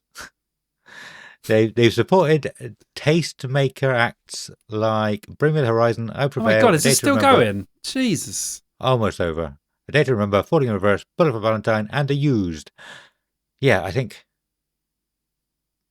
that works better when you're writing it, reading it, not saying it. No, it's like there's good information in there and it bigs them up a lot. It's just bloody long. This is hard to read. Yeah, and hard to read. Well, hard to say. Yeah. We Came as Romans. I've got here. I always heard the name, but I never actually knew what they sounded like. I assumed they were metalcore, but I wasn't sure. I've got here We Came as Romans. Modern metalcore with pop-influenced vocals. Well, funny that. And electronic stuff. I've just written fine. Fine. I really, really like one of their songs called Black Hole. I don't know if I even know any of their other stuff. They kept coming on the Bring Me the Horizon playlist that I listened to for like 6 months straight after Download 2023. There may have been more of their stuff on there, but I was always working or driving at that point, so I couldn't look at who the bands were when they came on. Yeah, there's going to be a few bands like this, very similar, on this year's lineup that I like. I really like some songs, but not the band as much as a whole. Right, get you. You like to pick from their stuff. Yeah. Those Damn Crows. Hailing from the valleys of South Wales. Oh, I don't know why I did that. I can't. Why am I dick? Oh, that wasn't that bad. Hailing from the valleys of South Wales, UK, the Bridgend Quintet are now nationally renowned as frontrunners in modern hard rock, bolstered further by their unmissable live shows. Their live flights have seen them share stages with Skindred, Hollywood Vampires, and ZZ Top, perform to huge crowds and sell out headline shows at the likes of Cardiff Castle and Chepstow Castle. Those Damn Crows. Those Damn Crows, I've written here, rock music with a good singer. That's it. That's it. It feels like they're a band that have been around forever. It feels like I've been seeing their name forever, or so I thought. The first album was 2018, which I mean is quite a long time now, and we're old, I guess. Yeah, but not. I think since then they've just been. We've seen them on a lot of lineups. Yeah. So it feels like they've kind of been everywhere. They're just one of those names that you see and you go, "Oh yeah." Yeah. Maybe I was mixed up with somebody else, but I'm writing, dude, why are the Welsh so damn good at writing music? I really enjoy this, and I should have checked them out a long time ago. It's a shame they're not that good at football. Don't worry, football people will get that. It's okay. Okay. Yeah, I mean, it's fine. Yeah. Doesn't do anything for me personally, but I know there are a lot of people out there that love this band. So. Yeah, I thought they're good. Set It Off. Since taking back control of their band, vocalist Cody Carson, drummer Max Danziger, and guitarist Zach DeWall have sold out headline tours globally and become mainstays on rock radio charts with the likes of Punching Bag, Fake Ass Friends, Evil People, and Wolf in Sheep's Clothing. And then in brackets, Reborn. Yeah, I had to look up that was because I wasn't sure, but I think basically they signed to a label in 2022, I think it was, and it was probably crap for them. So 2025 they took their band back. Oh, I They're get you. independent now. Nice. I've just got They Sound Like Fallout Boy. That's it. I don't remember thinking they sound like them. Another band I really quite like. I've listened to them a small bit previously. I thought they were Swedish. I'll probably stop listening to them now. Now they actually remind me of The Used a bit. I quite like them. Okay. Bush. After 3 decades, Bush remain one of rock's most enduring and dynamic forces. With over 24 million records sold, a Grammy nomination, 1.1 billion streams, and 28 consecutive top 40 hits, including 8 number ones, the London-formed band continues to define modern rock. Their anthems, Glycerine, Machine Head, and Come Down, remain staples across radio and film, while their influence spans generations of fans. Yeah. I mean, Bush are one of my favourite bands of all time. I think probably I've said that on the show before. Obviously, they do like to come and play Download. They didn't before Download came back, but now they quite like coming to play, which is great if you're a fan of Bush, because you were kind of starved of it before. That all happened, though, because originally they were called the UK's Nirvana. They were a very much grunge band. When you listen to the old stuff, it's grungy. It sounds very 90s of the time. Then, of course, Gavin Rossdale got married to Gwen Stefani, relocated to America, and then the band changed because the sound changed, because he now lived in the States and he didn't have the UK as his basis for writing music. So for a little while, everything started to sort of almost get Americanized. And if you listen to the old stuff, it sounds like Nirvana. If you listen to the new stuff, it sounds more like 3 Days Grace, American sort of radio rock than the old stuff. So it can be quite jarring if you're just listening to random Bush tracks, because you'll be like, hey, this sounds like 90s grunge. And then, oh, wait a minute, this sounds like modern, rock music. So Yeah. it's difficult to get them. But I will say that their last 3 albums have been absolutely fantastic from start to finish. They've got incredible albums all spanning their career. There are a few that I like less than others. The middle bit's a bit patchy, but the beginnings and endings of their recent story have just been phenomenal. And Gavin Rossdale is an icon of rock music. He's been everywhere. He's toured with everyone. He knows everyone. He's had pictures of everyone. They got a legendary Woodstock 99 set, which most bands can't say that they play to that size of crowd. Yeah, they're just great. I have loved this band since I first heard them, and I still love them now. Nice. When you said married to Gwen Stefani, then for a brief second, I thought of Courtney Love, and then I thought how funny that would be if because you said it was modern Nirvana. Yeah. But it makes no sense why I laughed at that point, because it probably had to be kept in the video because you were talking. Simon will of course nail this, but I actually enjoyed it too. The talk about it, I meant you nail. Yeah. Anyway, I actually enjoyed it too. I definitely would have listened to them before, and maybe I wasn't paying too much attention at the time. Because I really enjoyed them a lot more than I thought I did previously. Good. You can tell they're from the 90s with the grunge sound. I actually thought I got a bit of Placebo from them too. But it could be any one of the many, many songs. I'm not sure what song that was from that I heard that in. Around the same time, so you definitely would have been some sort of crossover, without a doubt. Yeah. But I mean, they've probably got a lot of songs that sound like a lot of other different bands, so it's not going to be their whole generalized sound. Is a bit like Placebo. Yeah. I guess. But I actually listened to the 3 songs named in the bio. I don't know any of them. I've never heard any of them. They're massive. Yeah, they're huge. I can't believe they got played a lot back in the day as well. You didn't see any of them on Kerrang or Scuzz or... No. They had loads of tracks on there. Yeah. Especially when yeah, they no, came back with Golden State, like around 2001, 2002. They were playing a lot of their stuff then. I'm just okay, surprised that they didn't pop into your get on your wavelength at all. Because like no, pretty much everyone I know that I grew up with, we all loved Bush. They're incredible. They're all yeah, as a group a band that we all loved. So it's kind of weird because we all were watching Kerrang and listened to the same sort of stuff, and they were always around those sorts of bands. So I'm just surprised that they weren't one of the ones that seeped in. yeah. I'm quite surprised as well, and I'm sure there was a song that came on quite a bit. I remember seeing them, but I don't think it was any of those the three named songs that are absolutely massive. That Get I've you never heard. right? Okay, yeah, But yeah, yeah, I quite liked it. Quite enjoyed it. good. Cool. Behemoth. Behemoth has written and rewritten the book on extreme metal for over 30 years. Their commitment to innovation has long been solidified into the band's DNA.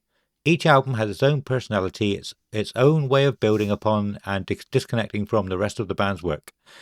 It leads to a discography where no two albums are interchangeable.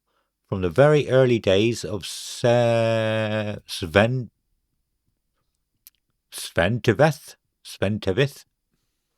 you know what that is, storming near the Baltic, and all the way to the shit of God. Behemoth never repeats itself while remaining prolific and true to itself. Behemoth. Behemoth. The next two bands I have very similar statements with one word changed. Behemoth, really good death metal band that I've never been able to get into. Okay. I think they're a little bit too extreme for me. I do like some music on the heavier side, and as you would have heard me say a few times, I definitely would enjoy heavier stuff live. I don't think that is the case for this band, though. I think, yeah, just a little bit too extreme metal for me. I think it was it 2018 or 19 when they played, and everyone was raging about how good their performance was. Really? Yeah, on the main Okay. stage. I remember everyone banging on about how amazing they were and how good it was. I would have loved to have gone back in time and seen that show. I was there because I remember people talking about it. But yeah, it's just the sort of thing that I would like normally. But for some reason, their music just hasn't gripped me yet. Yeah. So we got Bush into Behemoth into Architects headlining the Opus Good stage. stuff. Good stuff, guys. This is a long one. I'm not going to read it all. Architects are a British hard rock and metal band from Brighton, formed in 2004 by twin brothers Dan and Tom Searle. The current lineup include no names, bugger off. Initially known for their chaotic and rhythmically complex sound, Architects transitioned towards a more melodic and expansive style with their release of Lost Forever, Lost Together in 2014, which was their first release with Epitaph Records. Tragedy struck in 2016 with the passing of guitarist and co-founder Tom Searle, but the band continued in his memory, releasing Holy Hell in 2018, an album defined by grief, resilience, and emotional depth. Other stuff we've done. So, just changing one word from the last band, really good modern metal that I've never been able to get into. Just the same. A band that are really good, have a lot of similarities to another band that's very similar to them. I don't have to mention their name. Who stole from who? We'll probably never get to the bottom of that. But yeah, they have everything in a band that I would like. I've just never been able to glue with any of their stuff. Every time I hear it, I think that's awesome. But I've just never felt like I want to go out of my way to listen to Architects. And I caught a little bit of their headline set at Bloodstock as well. And I watched half and then left because I got to a point where I wasn't enjoying it. But everything looked fantastic, and everyone else was having a great time. So I'm sure it will be exactly the same this time on a much bigger stage. Yeah. I think I'd really love Architects if I properly gave them a chance. So often I'll have a song come on on Spotify, and I'll really like it, and I'll be like, who is this band? I need to know. And it's Architects. Loads of times that's happened. There's a couple of times I've tried listening to an album and just I just lose interest very quickly. So pretty much exactly the same as you've just said. They are great. I like a lot of, well, I can't say a lot. I like some of their stuff.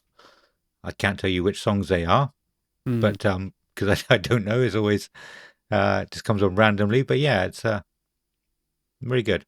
Cool. So moving on from there, then opening the apex stage is Thornhill.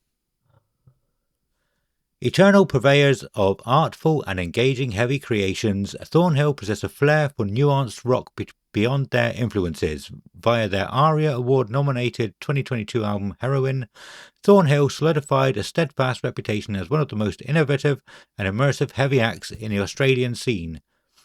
With Heroine debuting at number 3 on the ARIA album charts and at number 1 on the Australian album charts. I'll keep going. Thornhill have amassed a heaving array of accolades over the years, including Triple J's feature album, in addition to countless Best of the Year listing for their 2019 release, The Dark Pool. Thornhill. I've got here Deftones cover band. Sounded identical to when Deftones get heavy. Like, I couldn't believe what I was hearing. I was like, are they covering a Deftones track? Is Chino singing on this? And then I was like, is Chino on this track? I think he might be. Let me go to another one. It was exactly the same. I was like, cool, okay. Yeah, that's my takeaway. I was like, yeah, I can't believe how I mean, you know, the 3 tracks I listened to, incredibly similar to Deftones when they get heavy. And I'm not complaining about that because I'm a huge Deftones fan, but boy, I could not believe it's almost infringing on some sort of copyright. Yeah. If I was Chino, I would be filing those lawsuits straight away, man. My God. Yeah. I didn't hear that. I'll have to go back, but I don't know that much Deftones really, so I'll have to go back and listen to it in a different light. Yes. Yeah. I'll see if I can find a Deftones song that sounds exactly the same. Like there's one, I'll go, okay, yeah, that track, and listen to both, and you'll be like, oh my God, this is exactly the same. But I know a lot of people take inspiration from Deftones now because they're just that band that influences people. They always were, but because of the gap of time is like perfect for influencing people. But yeah, this was on another level, I thought. Yeah. So I've written typical modern metalcore band, not that interesting to me. South Arcade. They didn't have a write-up. One of the only bands on the download website didn't have a write-up, so I got it from Spotify, and all it has is Y2K core. That's horrible. I've got here South Arcade, modern alt rock with the occasional dash of metal, lot of Paramore influence. It was all right. Cool. I really liked these to begin with. They certainly know what they're doing when it comes to marketing, and they're definitely blowing up. But I don't know how much longevity is in this band. I lost interest in them quite quickly, I think. I think it sounded cool and different to start with, but after a while, I started to think there might just be a bit too much effect on her voice, too much.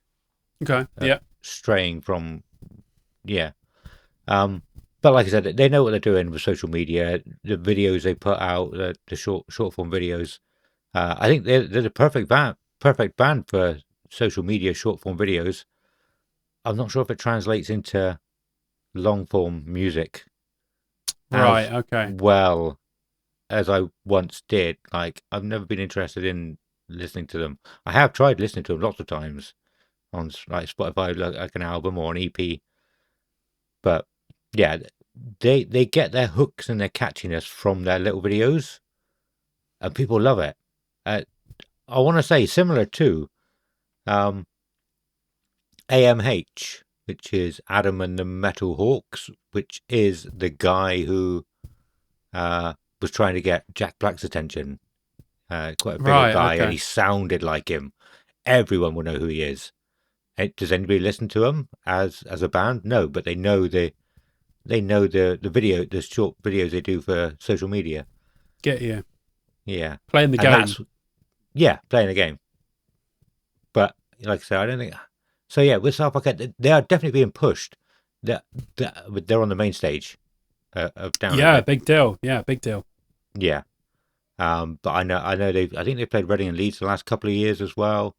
I was expecting to see them at download last year, but yeah, they're being put. I think pushed a little bit too much up into the mix of everything else. If that, I don't know if I'm overstepping with my opinion there, Yeah, we'll but see, won't we? Time will tell. yeah, I think it blew up too quickly. I think too much too quickly because they're being pushed to blow up too much too quickly Get you. by the people behind the scenes. Maybe I don't know. I don't know what I'm trying to say. Um, but yeah, we'll see. We'll see how it goes for them. Landmarks. Landmarks have solidified their place as one of the most electrifying acts in the modern metalcore scene. Since their formation in 2014, the band, fronted by charismatic Florent Salfati, they have band members, has been pushing boundaries with their signature fusion of blistering heaviness, infectious melodies, and emotionally charged lyrics. You mean Land Mvrooks? Fucking hell. Yes, them. As if the name wasn't bad enough. Modern metalcore. Yawn. I think I quite like them. I've heard a lot of people talking about them. Well, maybe not just recently, for a little bit. Chugging riffs is the first thing I wrote. I remember saying something similar last year. You don't hear many bands that chug very often. Probably could have written that a bit better, but yeah, it was a nice moment of nostalgia and it's sounding great so far. I didn't listen to them that much, like a couple of songs. I think I could really get into them. Black Veil Brides. The group's cinematic scope and unwavering commitment to self-expression strikes a familiar chord with their fellow bleeders, in quotation marks, who seek refuge and revenge in the power of the dark and imagination. A treacherous DIY headlining outing in 2009 paved the way for the next 15 years of performances and beyond. A history that includes the triple co-headlining Smash Trinity of Terror tour, multiple main stage runs on Vans Warped Tour, treks supporting Avenged Sevenfold and Motley Crue, and just about every major rock and metal festival in North and South America, Europe, and Australia. A lot of stuff there. Yeah, they've been about these guys. They've been about the bush. They've been a big-ish name in the rock world for quite a while now. So fair play to them. Yeah, Black Veil Brides, like modern rock, shades of sort of the LA 80s scene for them. Very Motley Crue-esque in the way they dress, the way they present themselves. A band that when they're on, I enjoy them, but it's not my type of thing. Like I could easily sit there and watch them live and probably quite enjoy it, but I would never go out of my way to listen to Black Veil Brides, although I respect how long their longevity and sort of what they've been doing within that time. Yeah, I think I pretty much agree with almost everything you said there. And we've talked about them before, and it felt like they were huge when they first came around. And at least for me, I don't know for everybody, but they just seemed to disappear for a long, long time. A good 10 years. Maybe they were just more America. They were more popular in America, but it was just like they disappeared. Now they come back around and they're massive. I think they were always there. Maybe they were just off your radar, but they were always Probably. sort of in and amongst the mix, high up, second stagey to early main stage, sort of, So Yeah. they've always been kind of around that. But yeah, third down on the main stage, apart from the headliner, isn't a bad place to be. No, absolutely. So yeah, I've actually written. I remember when I first heard about them, and the makeup that they'd wear. I saw what they were wearing. They looked very emo, but the music didn't reflect the look. And I think there was some people I knew who would talk about them in a kind of mocking kind of way. So I just assumed they were a bit of a joke band. And again, that's something we spoke about before. And I said it, and you were like, "Are they?" I was like, "Oh, I assumed that was everybody's opinion, not just this my Yeah. circle of friends." Um, yeah, so I thought they were a bit of a joke band, only liked by teenage girls because of the makeup. And then one day they I mean, came on my Spotify randomly, and I was like, "Yeah, this is really, really good song." And I yeah, think I knew it was them at the time, and I was like, I did like a couple of their songs originally, even though they don't look like they sound. But I mean, it's yeah. not a big deal. It's not a deal breaker. Um, Their but merch was big for a while. You'd see like BVB shit everywhere for like yeah, 4 or 5 years, probably starting from when they first came out till about 4 or 5 years afterwards. You just see every single person with eyeliner on would have a BVB shirt on. yeah, So the yellow ones, yeah, yellow and football shirts. No, I think yeah, when they were first around, I remember thinking I liked a couple of the songs, um, even though like I wouldn't have wanted to admit it in public with anybody hearing, because it was Black Veil Bride. um, but yeah, they came on randomly in my Spotify, um, and yeah, that's when I realised they're actually quite a good band. Um, oh, definitely. and I was also written heavy but easy listening at the same time. Yeah, I get Yeah, what you mean though. They like yeah, like when I hear it, I'm like, this is really good. yeah, But I think that when they first started, it was very much a teenage girl kind of thing. But I think obviously as they matured as musicians and people and stuff, I think more people started to see them in maybe a, um, just a more sort of general light rather than the light of you don't have to be a, skinny emo boy or a 14-year-old girl to like Black Veil Brides. It's yeah, been that way for quite a while, but yeah, definitely in the first few years they were out, that was very much the demographic that they pulled in. But I think it's obviously evened out now. But yeah, so you're right. yeah. Thank you. So I thought there was more coming after that. You're right, No, that's but it.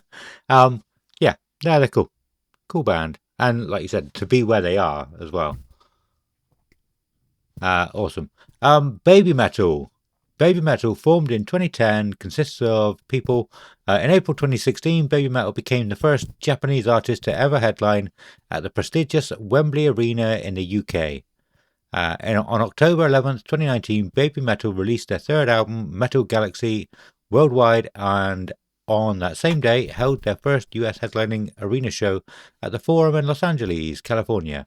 Metal Galaxy ranked number 13 on the US Billboard Top 200 album charts, greatly surpassing their own record for their previous album, and ranked number 1 on the top rock album charts for the first time ever as an Asian artist. Nice. Yeah, Baby Metal.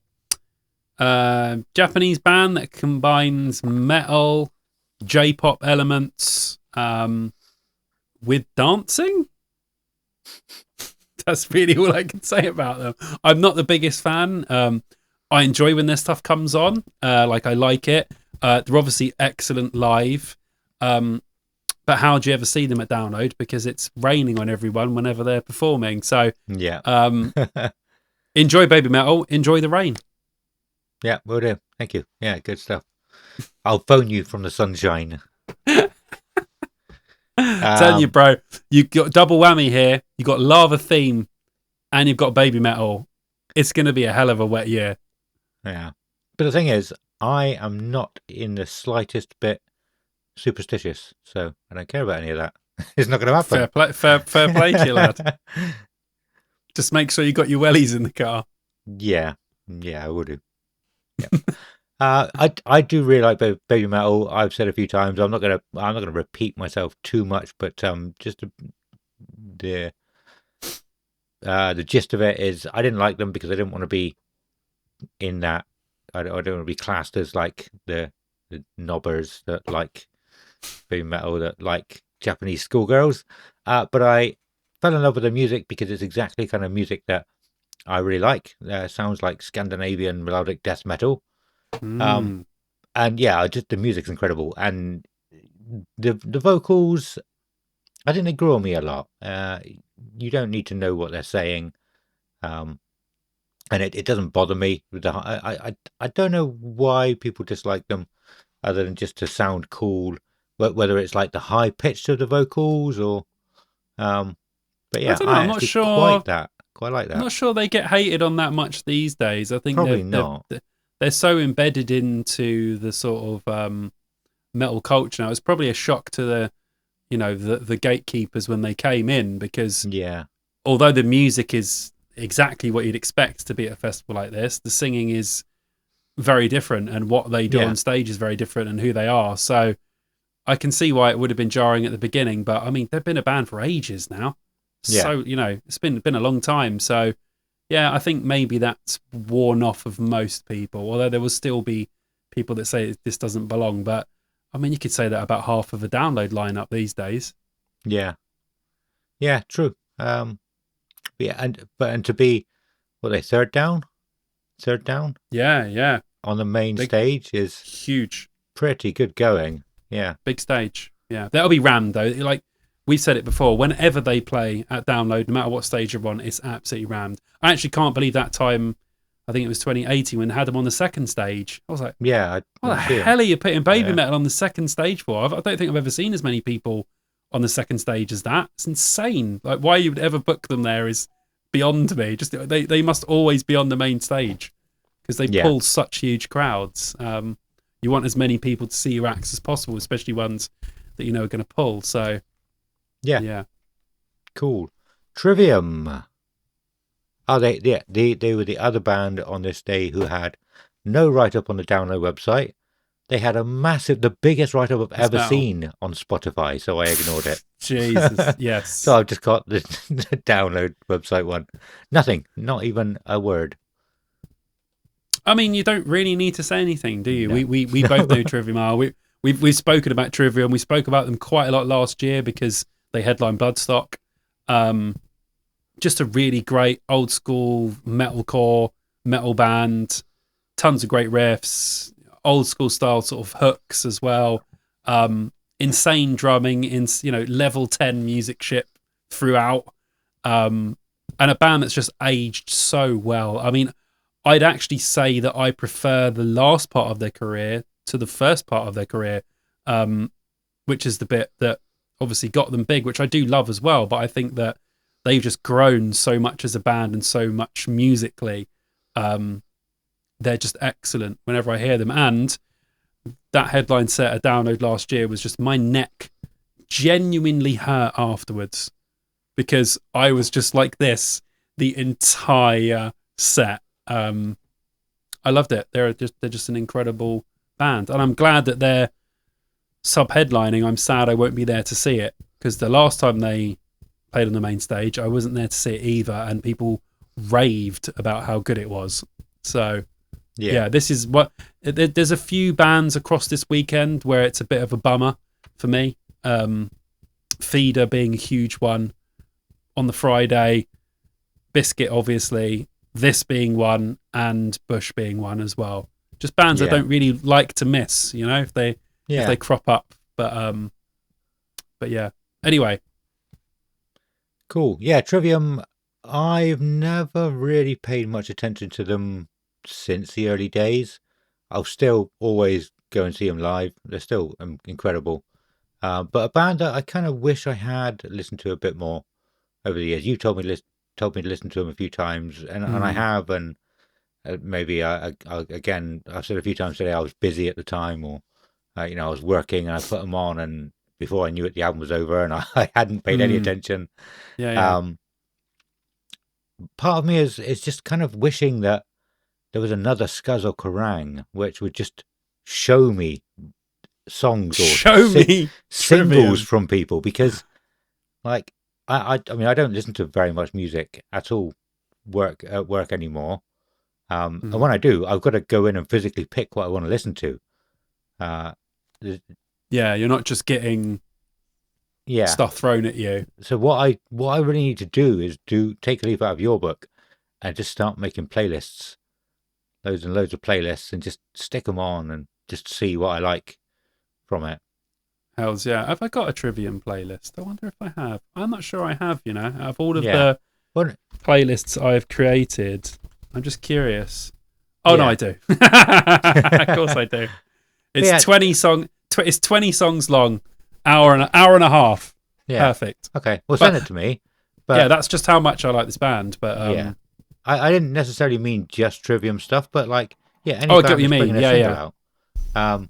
Like having a sort of modern day version of a Kerrang where it's just everyone's sort of hits. Yeah. So you're getting like a general hit from each band to see, oh, that's quite good. I like that. Go and listen to more. Yeah. If anybody has any ideas or anything, because even the release radar on Spotify shows you what you like. And I could easily, it never shows me Trivium stuff. So I miss all the hits. And I think sometimes you need that to sort of get you back into a band or get you into a band. Because like we've said so many times for so many bands, like albums can sound completely different to each other. Like I said about Self-Deception earlier. I didn't like The Crusade. I don't think I liked Shogun that much. So I just fucked them off. I never went back to them. They're two of my least favourites. There might have been another album after that I would have really liked, but I'd already lost interest at that point. So I need those singles to be drilled into me and go, I like this sound of them. Oh yeah, and looking at this list of songs, I could already see 2 or 3 singles that if you would have heard at the time, you would have been like, oh, okay, I need to go and check out what Trivium are doing because this sounds great. So I get what you mean. Cool. But yeah, that's Trivium. I'll definitely be seeing them. I may get a chance to listen to them a bit more before now and download. But yeah, send me that playlist and I'll have a listen. Yeah. And then Guns N' Roses headlining the Apex stage. Now we did a full episode on this. Do you want me to read this out? I don't really think I need to read this out. No, I don't think so. No, yeah, cool. Like Adam said, we did a whole episode, talked all about Guns N' Roses. It sort of injected our love for Guns N' Roses sort of back into our veins a little bit, that conversation, and opened some new doors for some stuff as well. But from the reaction from my TikTok, people are really not looking forward to Guns N' Roses, which seems to be the abundance of the comments that I've got. So I think that the Guns N' Roses fans will remain Guns N' Roses fans and will watch them. I think that everyone else simply couldn't give a toss. So it's going to be a very sort of just straight line. Like, these people will go and see Guns N' Roses. These people won't. Like, I don't think there'll be that many mingling or that many people like, oh, I might be interested in this. I think it's just going to be a straight, you either want to see them or you don't. Yeah, I think I agree. I think the thing mostly about it is how bad his voice has got. Like, before they were an iconic band to see, it was like, you need to see this band at some point before you die. But now they're not the band they used to be to a lot of people, I think. Yeah, I mean, and I said this before, like, his voice was so incredible. It's impossible to have that voice as much as he abused himself when you're in your 60s. It's not possible for that to happen.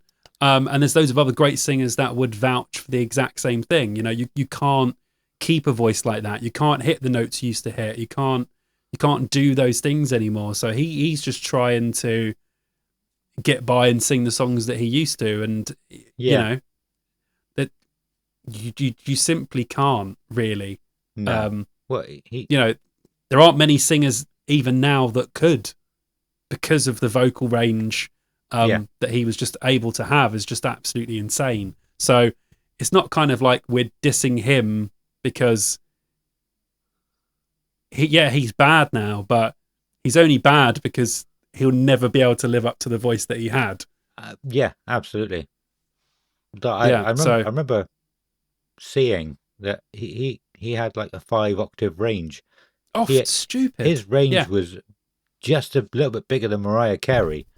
yeah, unreal, Just ridiculous. Yeah, absolutely unreal. And if you're in bands now, let's just flip it to these days. If Guns N' Roses come out today, you probably wouldn't be up all night smoking, drinking, fucking, and wrecking your voice completely. You'd probably be doing vocal warm-ups, and you'd probably be drinking a cup of tea after the gig and maybe getting sloshed once a week or whatever. These things take a toll on people, and even though his voice wouldn't be up to the standard it was, maybe it would be better now if all of those things hadn't happened. But that's just the time that they're from, where excess was what you would do. And like we said before, they were called the biggest / most dangerous band in the world because they were just insanely big and popular, and all sorts of crazy stuff was happening around them. So they've had their time. Unfortunately, it's 2026 and it's Guns N' Roses. So I think if you're just going there to enjoy yourself, you're going to have a great time. If you're going to go there and expect to hear one of the greatest singers of all time, that's not what you're going to get. No. And I can say, for anybody who hasn't listened to our full episode about them, I'm going there to enjoy myself, and I'm going to love it. I'm going to love every single song. I'm not going to care what his voice sounds like. Like exactly like you just said, we're not trying to bash him. No, not at all. General consensus about it. Not for me. I'm going to love it. If I was going, I'd watch Blood Incantation, and then I would find a nice spot and enjoy the rest of the Guns N' Roses show. Yeah.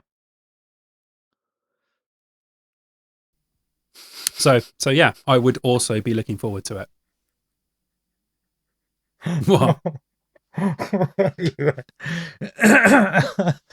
You coughed like this, and I really thought I should get ready next time and just do this. I'm trying to cough away from the mic so it's not like ridiculously loud. Jesus, sorry. That that's the thumbnail. In truth, we didn't do it at the time. Intrusive thoughts. 1. We'll do the thumbnail at the end this time. Cool. And yeah, that's that. I don't know how much of that I'm going to leave in. So I don't know if I could compose myself before talking again. And yeah, well, that's a Saturday. That's everybody playing on Saturday. Do you want to go through what your day would look like?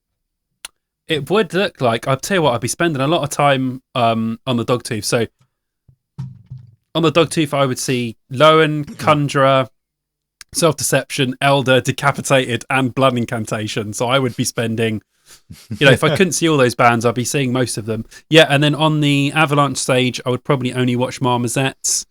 Again, on the second stage, Snot and Drowning Pool would definitely be a possibility, and Bush would be a definite. And then on the main stage, I'd probably just be watching Trivium and then the rest of Guns N' Roses. So it's not like it would be a sparse day for me at all. I would just definitely be on the Dogtooth a hell of a lot. Yeah, cool. Before listening to all these bands, I didn't think I would be seeing many bands. I thought it was going to be similar to the Friday. I thought it would just be like 6 or 7 bands that I really want to see, but they'd all clash with each other. And so I'd have a big gap for most of the day, and then loads of bands I want to see. But no, I think no. I probably will get there for Snot and Drowning Pool, and then I was thinking I would definitely see South Arcade, but honestly, I really have sort of gone off them. I might go and see them just to see what they are like live. Yeah, but then so as everything unfolds, Self-Deception, then probably Marmozets, Hot Milk, and All American Rejects. I think that would be my day. All American Rejects, and then would I miss Baby Metal and Trivium for All American Rejects and Hot Milk? I don't know. We'll have to see on the times. what times You'd have to everybody's look. on. It's going to be difficult. Yeah, there are some big clashes again for me on this day. There might be a few things you can work out, though. Yeah. You know? Yeah, we need to get Download to give us a buggy. So, do you know who we are? We're Dear Download. With the Give download. us one of those golf buggies. You know what they're going to say? No, you're not. No. Where's Simon? Who's this? This isn't Simon. You're not getting a buggy. I'll give your brother a Simon mask.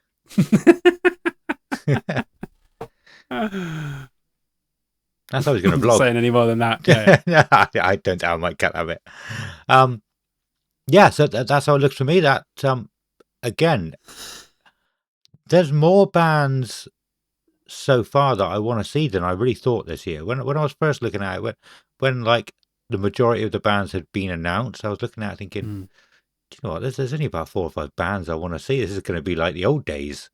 I'm at the camp 90% of the time. But no, there's more that I really want to see. Yeah, there's loads of little gems in this lineup. Like I said before, on the surface of it, it's not the most exciting download lineup ever. But sprinkled throughout, there are loads of little gems around. And a lot like most of the years, it's all about the undercard with this one. It's strength in depth. It's not strength up front, this one. You don't look at it and go, wow, that's one of the best download lineups ever. You look at it and you go, okay. And then you look further and there's just more and more good stuff in there. Yeah, definitely. But yeah, I think that just about wraps the episode up. We do have to say a huge thank you to our Patreons, who are Wendy, Joe Butler, Mike Ferris, Andy Taylor, Liam Hopwood, Tom West, Ethan Brown, Matthew, Chris Henderson, Henry Richardson, Chris Hambridge, Alexander Toon, and James. All you massive legends. Thank you so much for the support you give us. I will actually get your names on the screen this time. Like we said earlier, there was some problems and the video was about 4 days later than I wanted it to be. So I kind of rushed it at the end. But yeah, we'll have your names on the screen.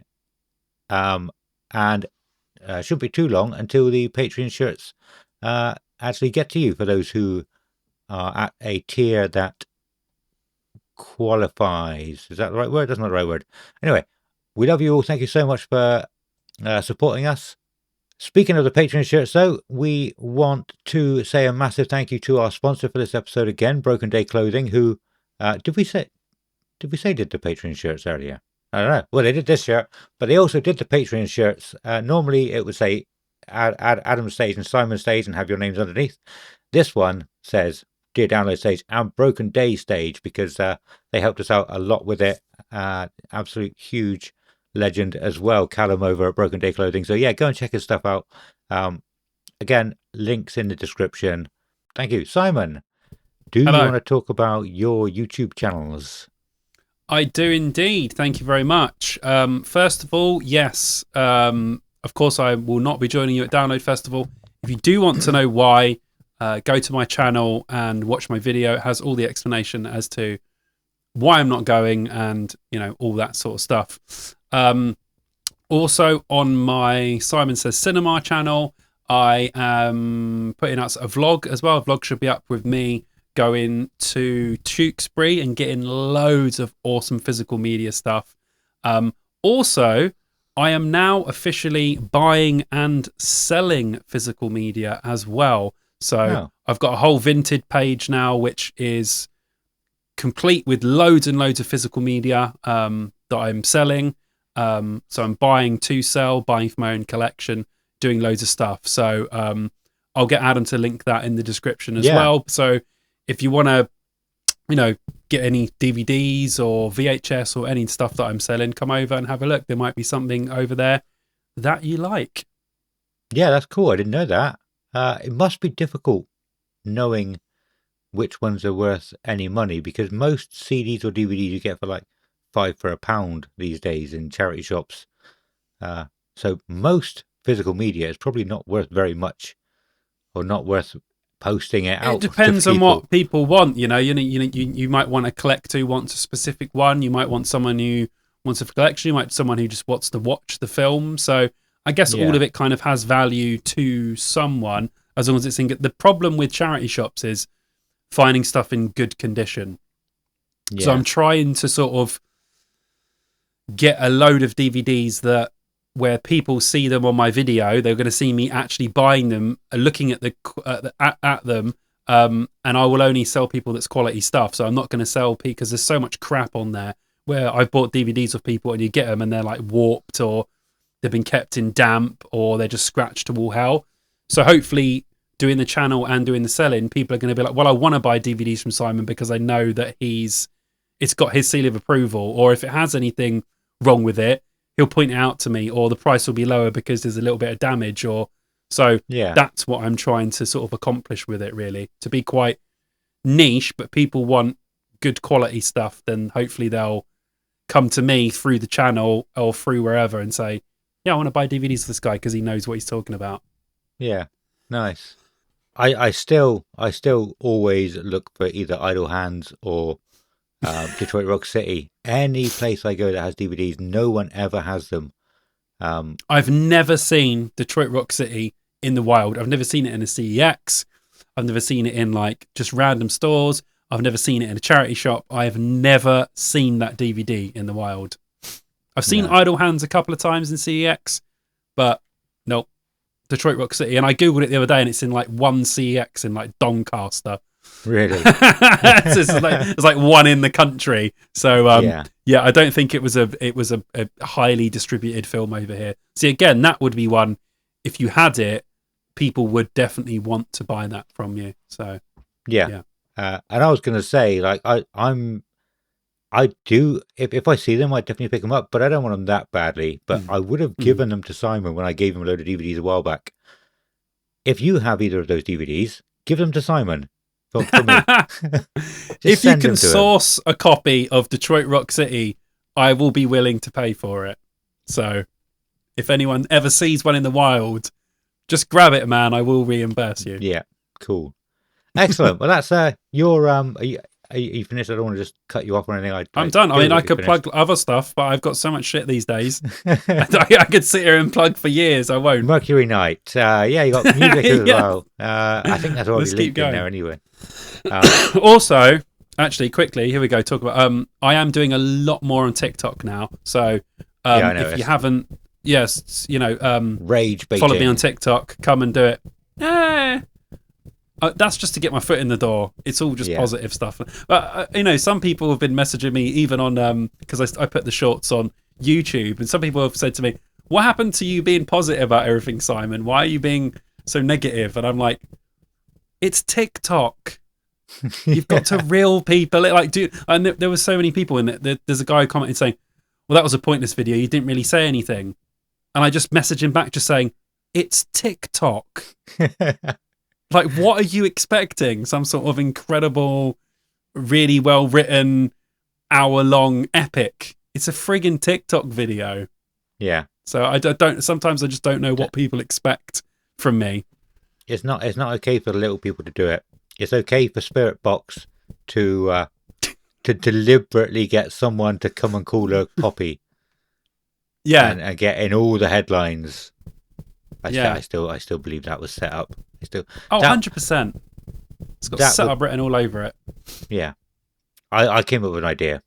We should get download tattoos, but with the Bloodstock bloke. Oh my God. And go, oh yeah, we love both festivals. What do you think of my tattoo? And people will go crazy and comment, and we'll be famous. Good. And we can be the Ant and Dec of the metal world, like we need to be, that we wanted to be for a long time. Anyway, to be fair, it's true now because I've got one big forehead. So I don't know what to say to that. Right, my plug. Come and watch me play Dungeons and Dragons on YouTube. It's a Dungeons and Dragons actual play with lots of music and lots of mosh pits in it. It's called Critical Pit. It's in the name, Pit. There's undertones of music. It's all about music, basically. And my guys, I'm going to kick their ass. I don't know what else I can say. It's cool. It's going to be cool. That's all I want to say. That's it. Go. Subscribe. Watch. Click. Like. Do all the things. Excellent. Right, thank you. Anyway, thank you for watching, everybody. We've got to go, so it's a goodbye from Simon. Goodbye, yo. And a goodbye from me. Goodbye.